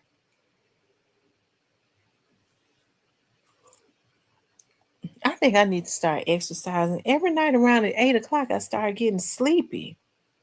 It's something ain't right. But I wakes up real early though. I wake up early, so I guess that's why I goes to bed early. Yeah, my job is sending me on a trip in a couple weeks. and I'm so happy. I loves to go get training. That's all right. They got these hackers and stuff on here. As a matter of fact, um, the training I'm going to is for cyber training, federal cyber training. So, and they put me up real nice. I think my hotel is on the 15th floor. It's either the 12th or the 15th floor. I like going to different cities to try to. I like to go to the original restaurants.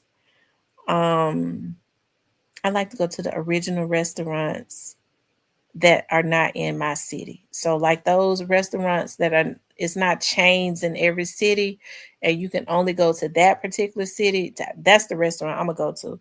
I don't order chicken and shit when I'm away from home because I buys a lot of chicken. Okay, so I be trying other stuff.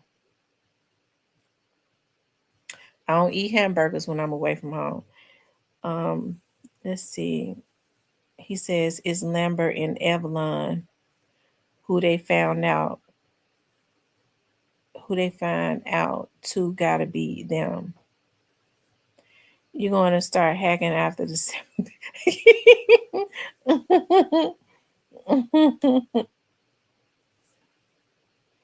I was talking to the computer guy today, the cyber guy today. He was like, "Well, you have to you're gonna have to let me see, bring me your computer off the clock." I was like, "That's cool," because I think he do a little stuff outside of work. I think he'll be at the seminar. I think I'll take my computer so that he can go ahead and run some checks on the child.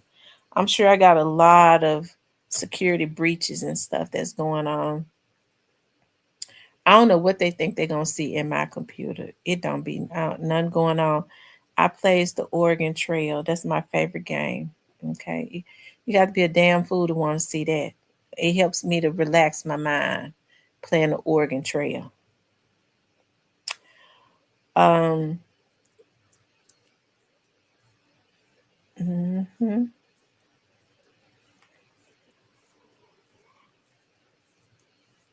Oh, cause my mind be running a mile a minute.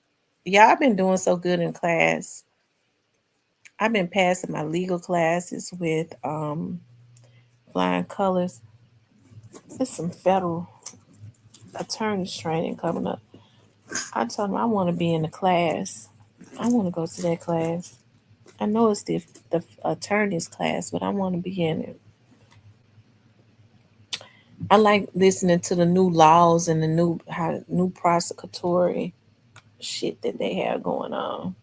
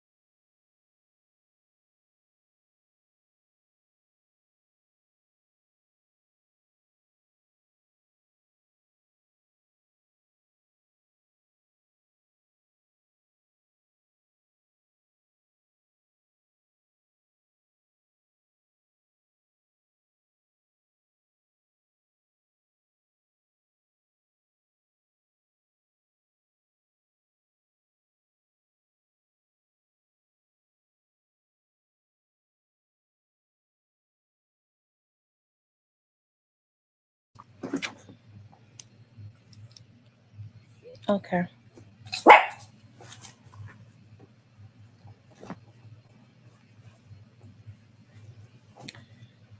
He said he could probably set up listeners.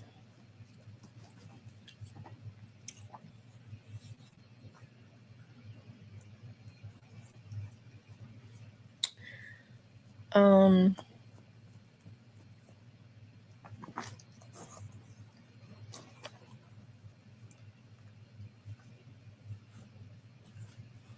yep. Yeah, I'll open up the lines. You all can call in.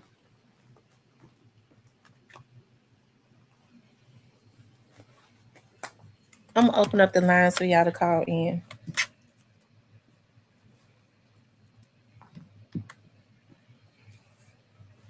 Let's see if I can find the phone. Hold on, y'all.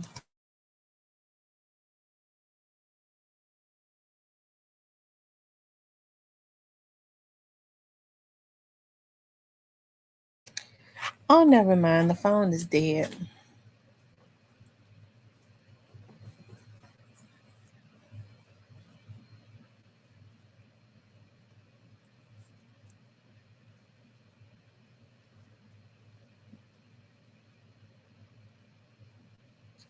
He said it's Evelyn and Lambert. Why you feel like they would have wanted him unalive? Um, yeah.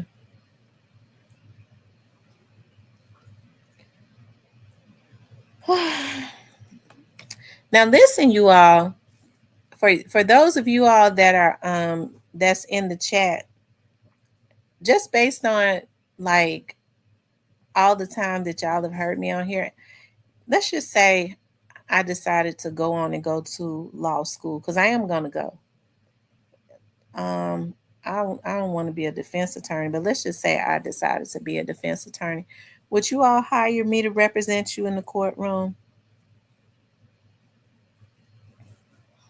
Am I the type of attorney that y'all would hire?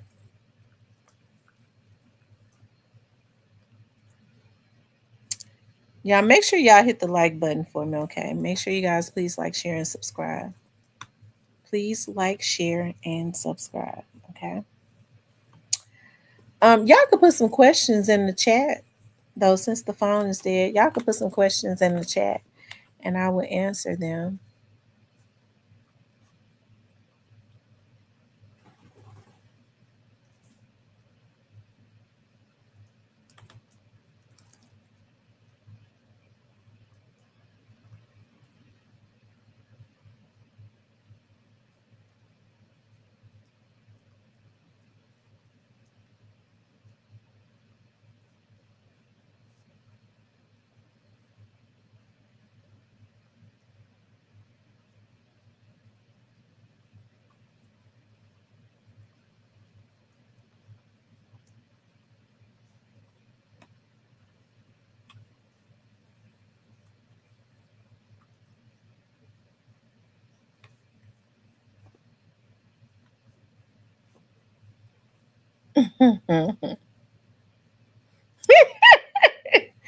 Ant Dog says, I'm not trying to be in court.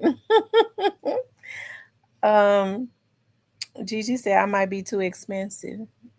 Well, that's true. I probably would be. You're supposed to be expensive though, but you're also supposed to do your very best. But you're supposed to be expensive. I believes in that. I believe in being expensive. And if they can't pay it, they just can't afford you. Oh, let me pull Justice for Dolph. Put that video in the chat. Let's pull that up. That's what I was intending to pull up.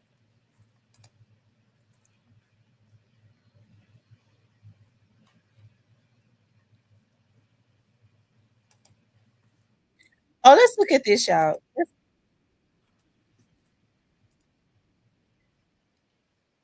Actually getting it ready as we speak. So we're going to take you to that now so you can hear what they're saying. Let's go. P-I-N. Is that capital A? Yes. Talk about the outcome. Was it what you were expecting with the sentence? So I didn't really know what to expect with the sentence. That's largely in the judge's hands. Fairly certain it was going to be between 15 and 25, and it hit right in the middle. So I guess it's what we expected.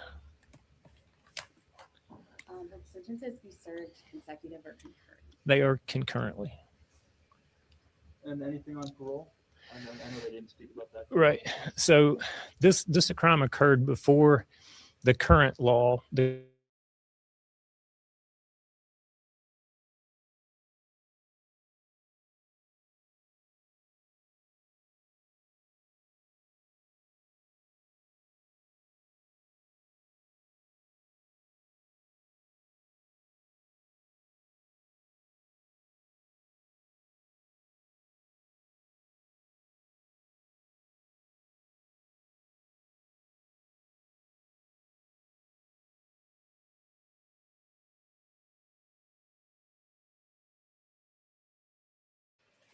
I think it's messing up again. Can you all hear me?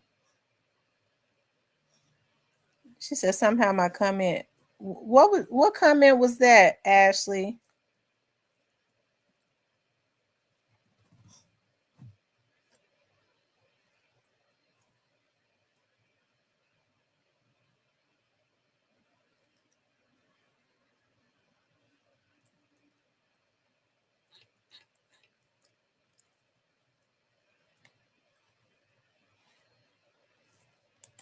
So they're deleting the comments. That means they've gotten a hold of my chat. Let's see.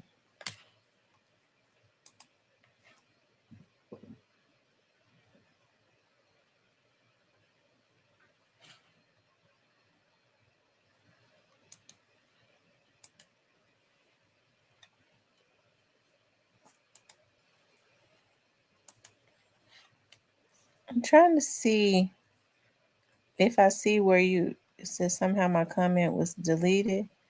I don't see where there are any deleted comments.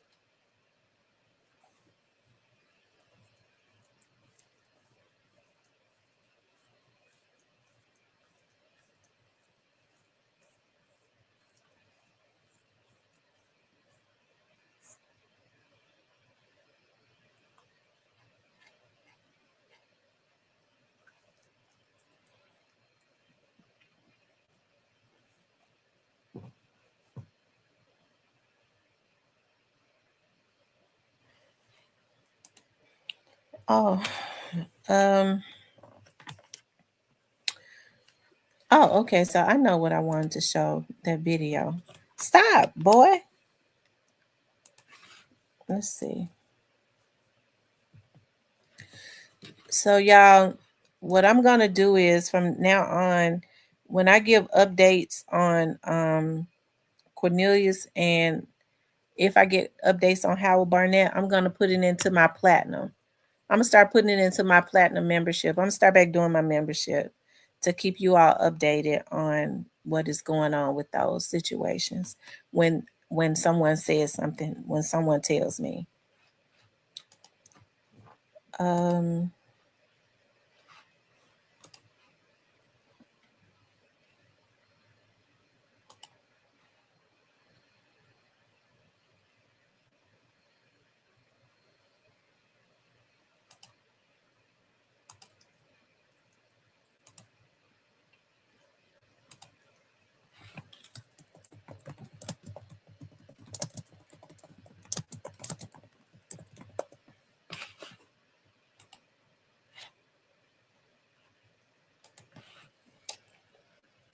Hold on, you all.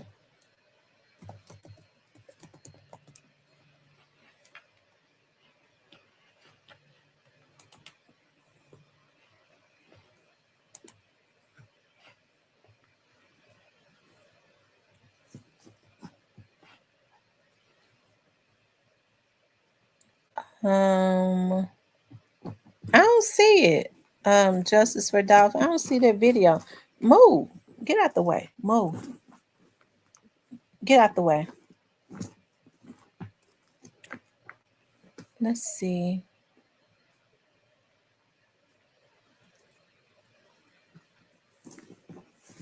get out of the way.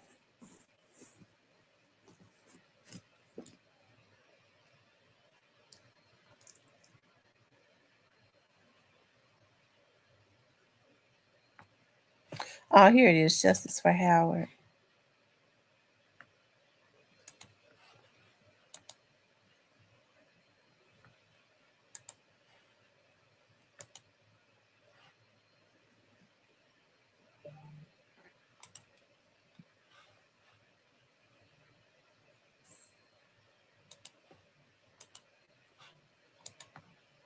We said this location was in the middle of everything.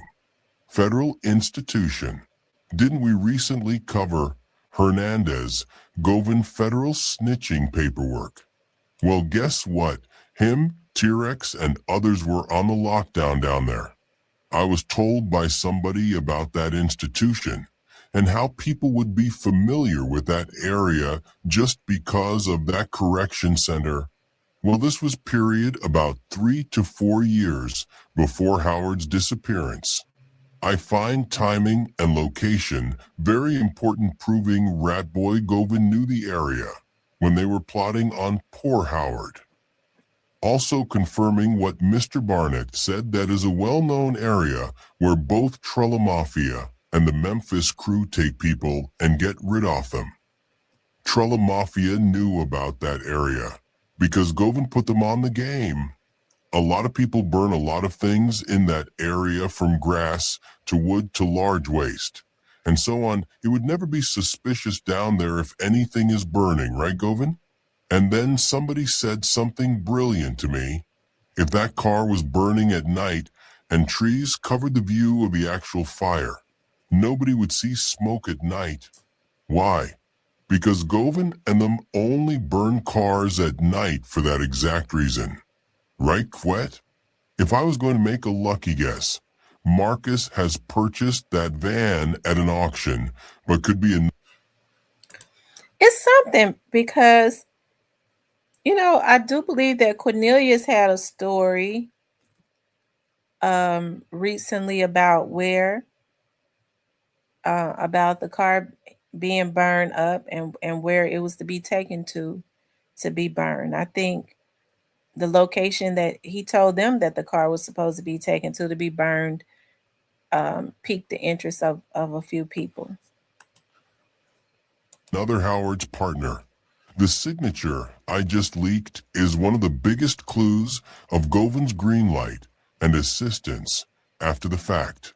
This has exactly played out the same way in Dolph's case. Poor Desmond got killed because he called police before they could torch the car and get away with Dolph's case. Govan loves to be part of murder plots to have as many bodies as possible. That's why his eyes opened wide when he heard from Justin he plans to kill Howard. And that's why he told him about Mason area.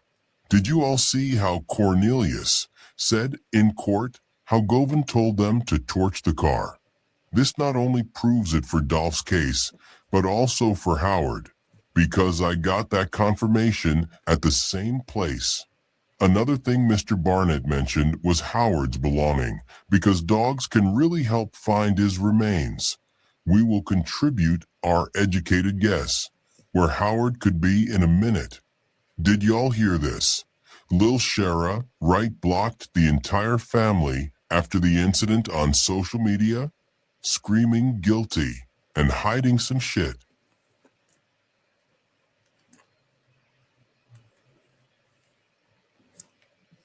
Rest in peace, Desmond Rogers. Thank you from the people for what you did. We got your and Howard's back today. Rest in peace, Howard. And of course, our dear Dolph. Let me show them another one in all your honor. They can't hide anymore. Right now, you're still smoking. Okay, so we'll go again. Who remembers this address from the first episode? Correct. That is the last smoke shop's registered address and every rapper's favorite uncle's address. His wife, Lakeisha Anthony, is also registered on that address. That makes sense, right? So what would happen if I click on her name to see where they previously lived? Mason, Tennessee. Seemed like she has been there since 1997. Her family is Heron, and there are quite few of them associated with that address. Could Don Heavy be related to her too? Anyway, this address is in Mason, Tennessee. The first thing that came to my mind when I saw this page is Howard's minivan. That location is not in dense populated area, and something told me to immediately go and check the distance between her house and his burned minivan. On Google Maps, you can check the distance. Only 5 minutes away. Wow, remember how Howard's van was missing for 6 days, and as soon as they put City Watch out, the next day or the day after, the van just pops up right here, by coincidence. Yeah, right. Somebody knows about this area and where to drop it off. The same with a white Mercedes. Do you see the pattern here now? It's always at straight cop house or trap house until the public starts looking for it. Then, in a day or two, the vehicle is found torched.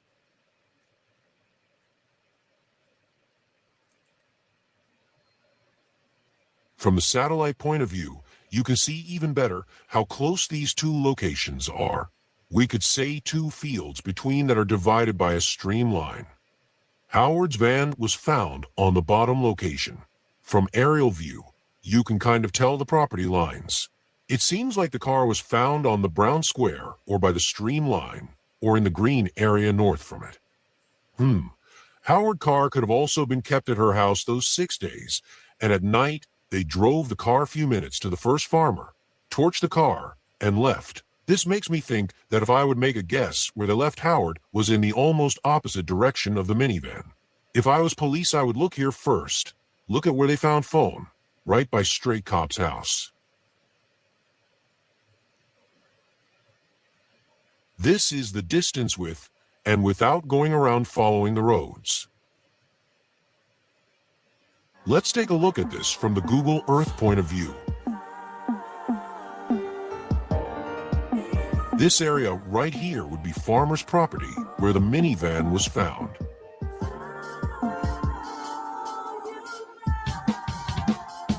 The minivan was probably found somewhere out here.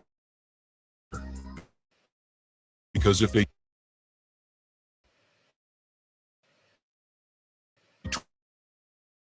torched the car by his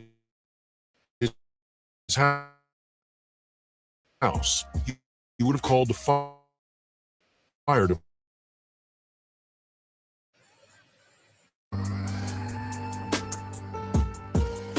Y'all, they messing with the live.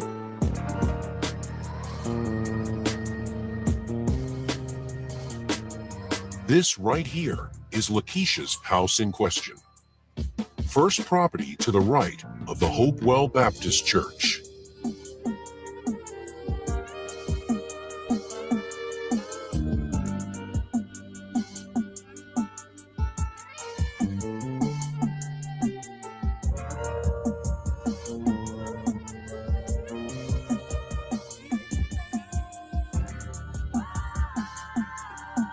Now, it only gets better from here. This is a large shed on the property with metal sheet type of doors. If you use Street View, you'll be able to see a variety of all kinds of cars through time in this area here. So it would not be unusual to have Howard's car stashed there those first 6 days.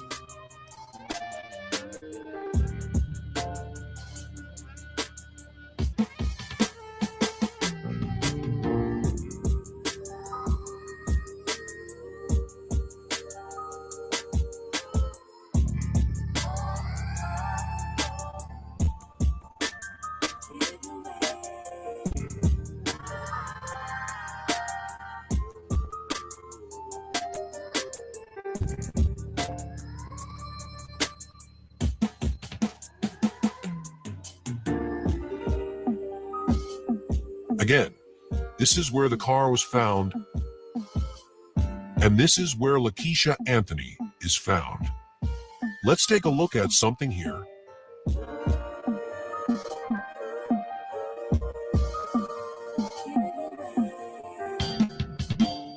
So, This is the main house on the property. Pay attention to all different types of cars on the grass.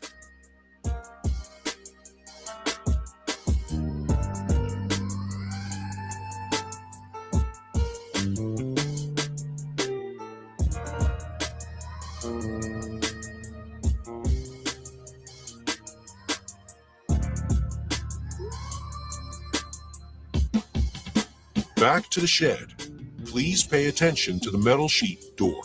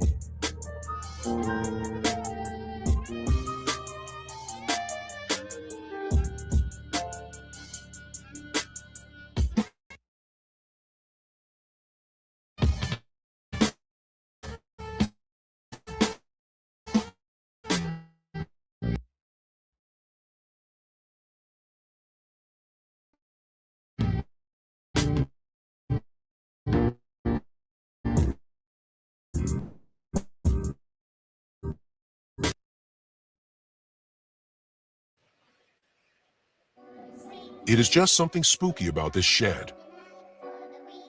About a year after Howard's disappearance, Straight Cop and his Trollia Mafia members have shot the music video where they're showing what they did to Howard Barnett.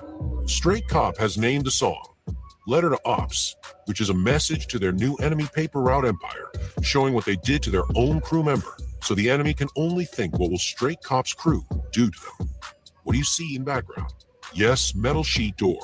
Either they are that stupid and shot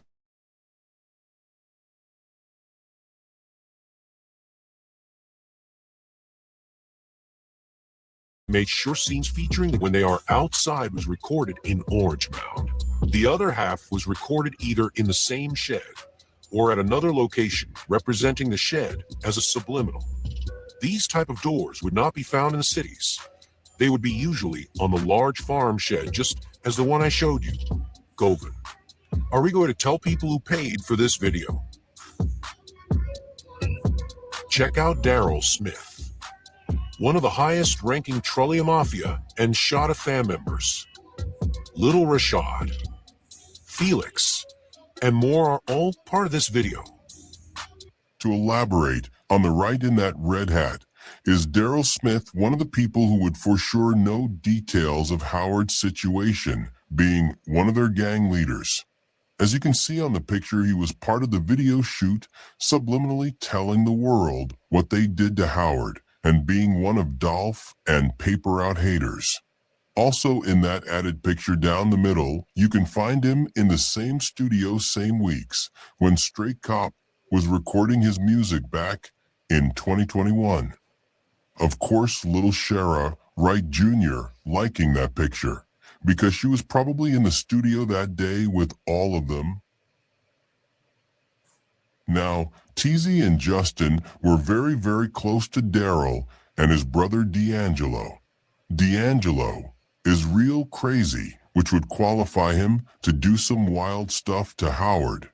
This is a picture from June 2021 after Daryl, D'Angelo, Justin, and TZ just came back from a Miami trip, where they were taking picture inside and outside Mim's family apartment. We will show you all that.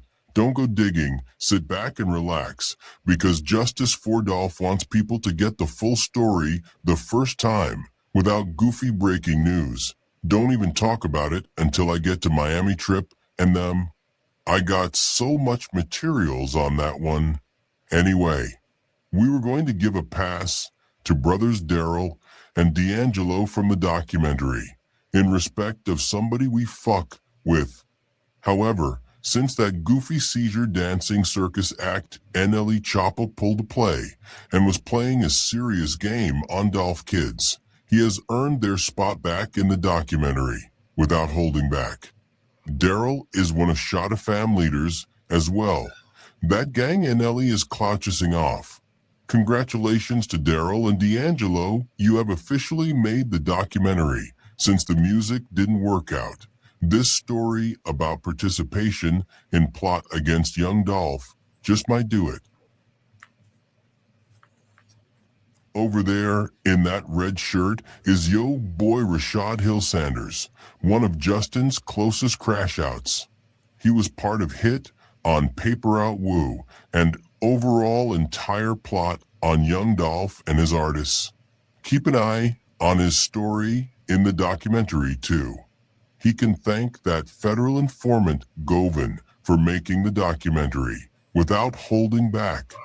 If any little Trulla would know full details of what they did to Howard step by step, it is most definitely him. Now, if I was going to make the starting five of Little Trulla's part of plot on Howard, I would put Straight Cop on point guard distributing the play. Little Rashad on shooting guard, always ready to crash out and shoot up people. I would put Daryl's brother D'Angelo as a small forward ready to dunk on everybody with his crazy ass. His brother Daryl would be a power forward because he is big in the game and one of the Trulla/Shot Fam leaders. And of course, CEO Teasy at the center because he is heavy in the game, rebounding all the loose ends. Govan is, of course, their coach. Not part of the plot on Howard, but Paper Out Woo and Key Glock might know some details, being very close to all of them until the summer of 2018. They gotta know some shit, especially Woo, being the first one to smash Little Demon, Ho Rick Kayla, before Stray Cop.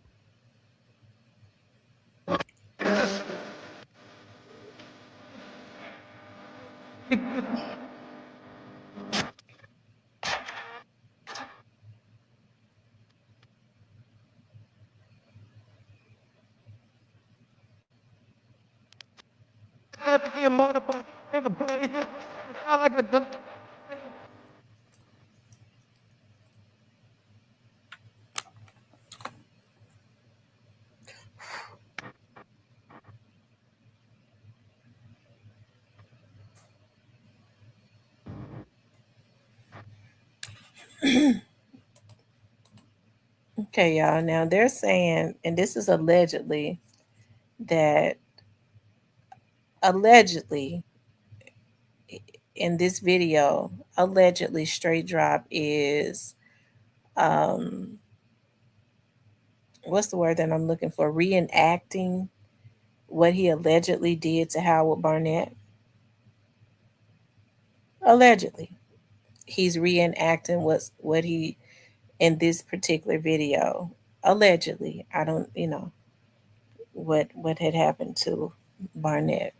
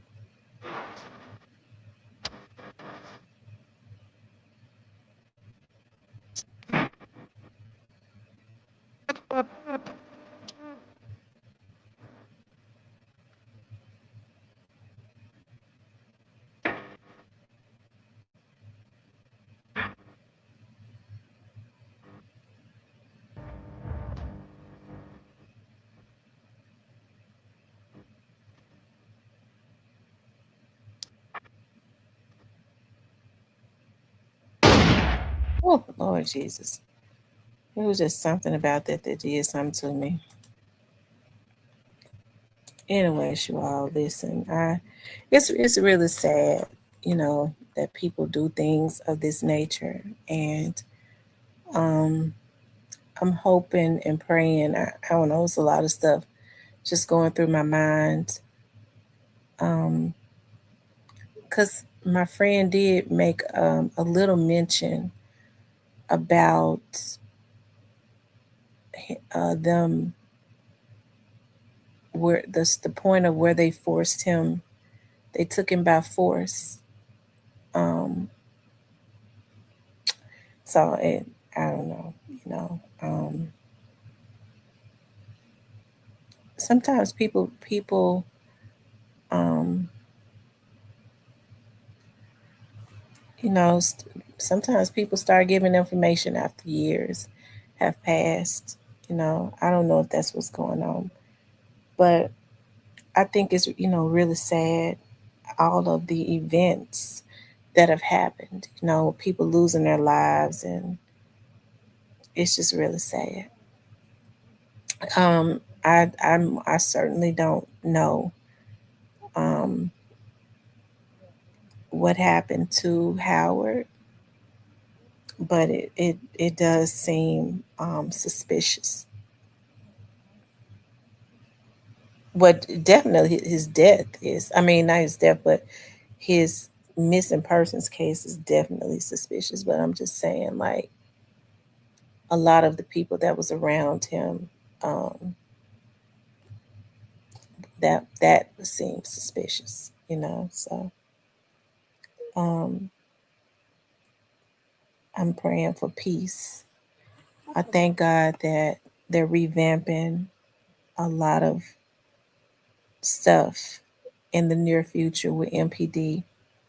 And one of the things that they're doing is making the cold case bureau bigger by bringing back a lot of those old head homicide detectives that got cases solved.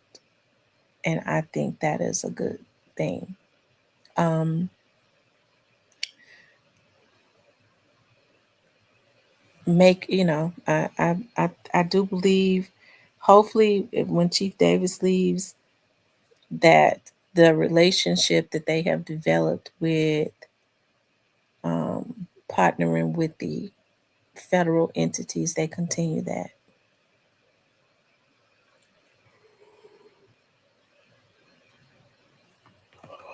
I don't know. I don't know if Thurman Richardson is coming back. Richardson was a good guy. He really was. He needs to. He Richardson probably sitting at the casino every day. Um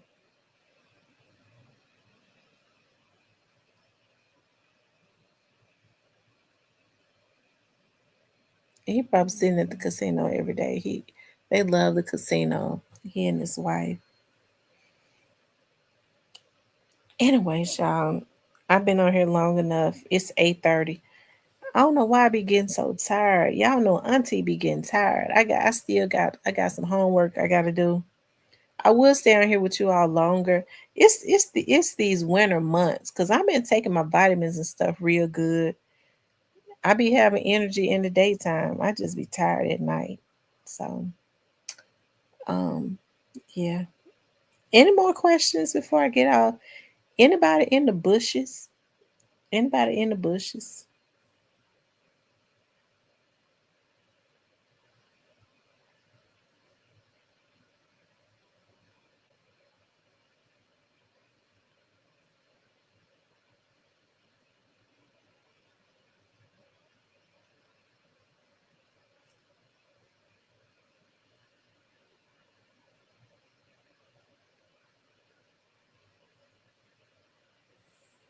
He says, I got an appointment with him soon to talk about everything. Good. That's good.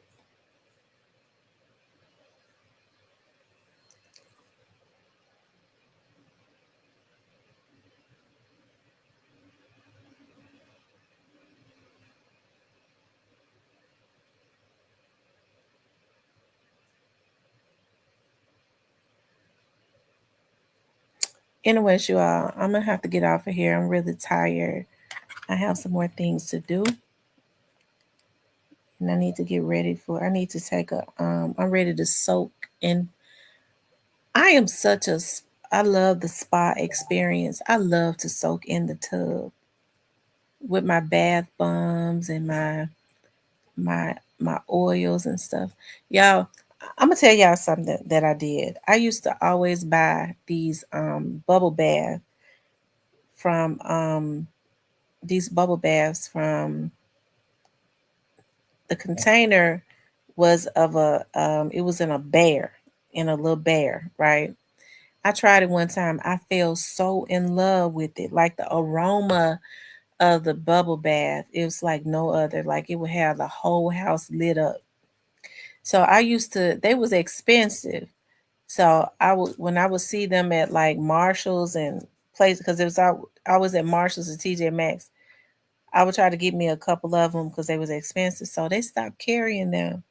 So I would buy them every time I went. So I looked it up and I saw they was not carrying them anymore. So I went through directly through the company, and when the company, um, it's like an organic bubble bath, okay, and I ordered me like all of them that was on the site to smell the other scents,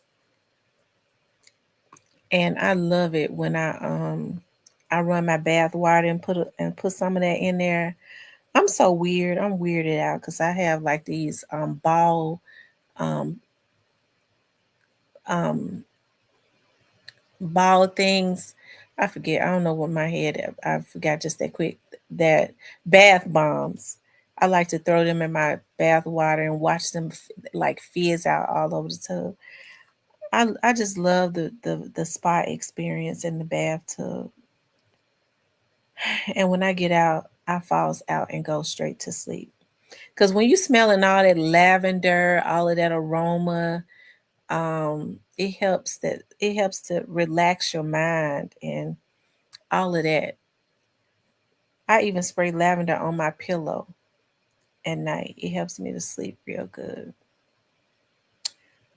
So I think everybody should have the spa experience in the comforts of their own home.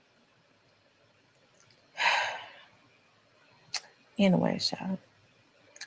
I want you all to please like, share, and subscribe. Listen, y'all have a good night. Let's say a prayer. Dear God, I just thank you for everyone that was on this live. I ask that you shield and protect everyone and their families that was on this live, to include my very own that was on here that meant well. No weapon formed against any of us shall prosper. Any lying tongue, any evil thoughts, anything that tries and rise up against us will be condemned. If there were any people in here with evil thoughts, spoke out spells, curses, anything that was not of God, we curse it at the root and send it back to the sender, and may it manifest in their very own lives in less than 30 days.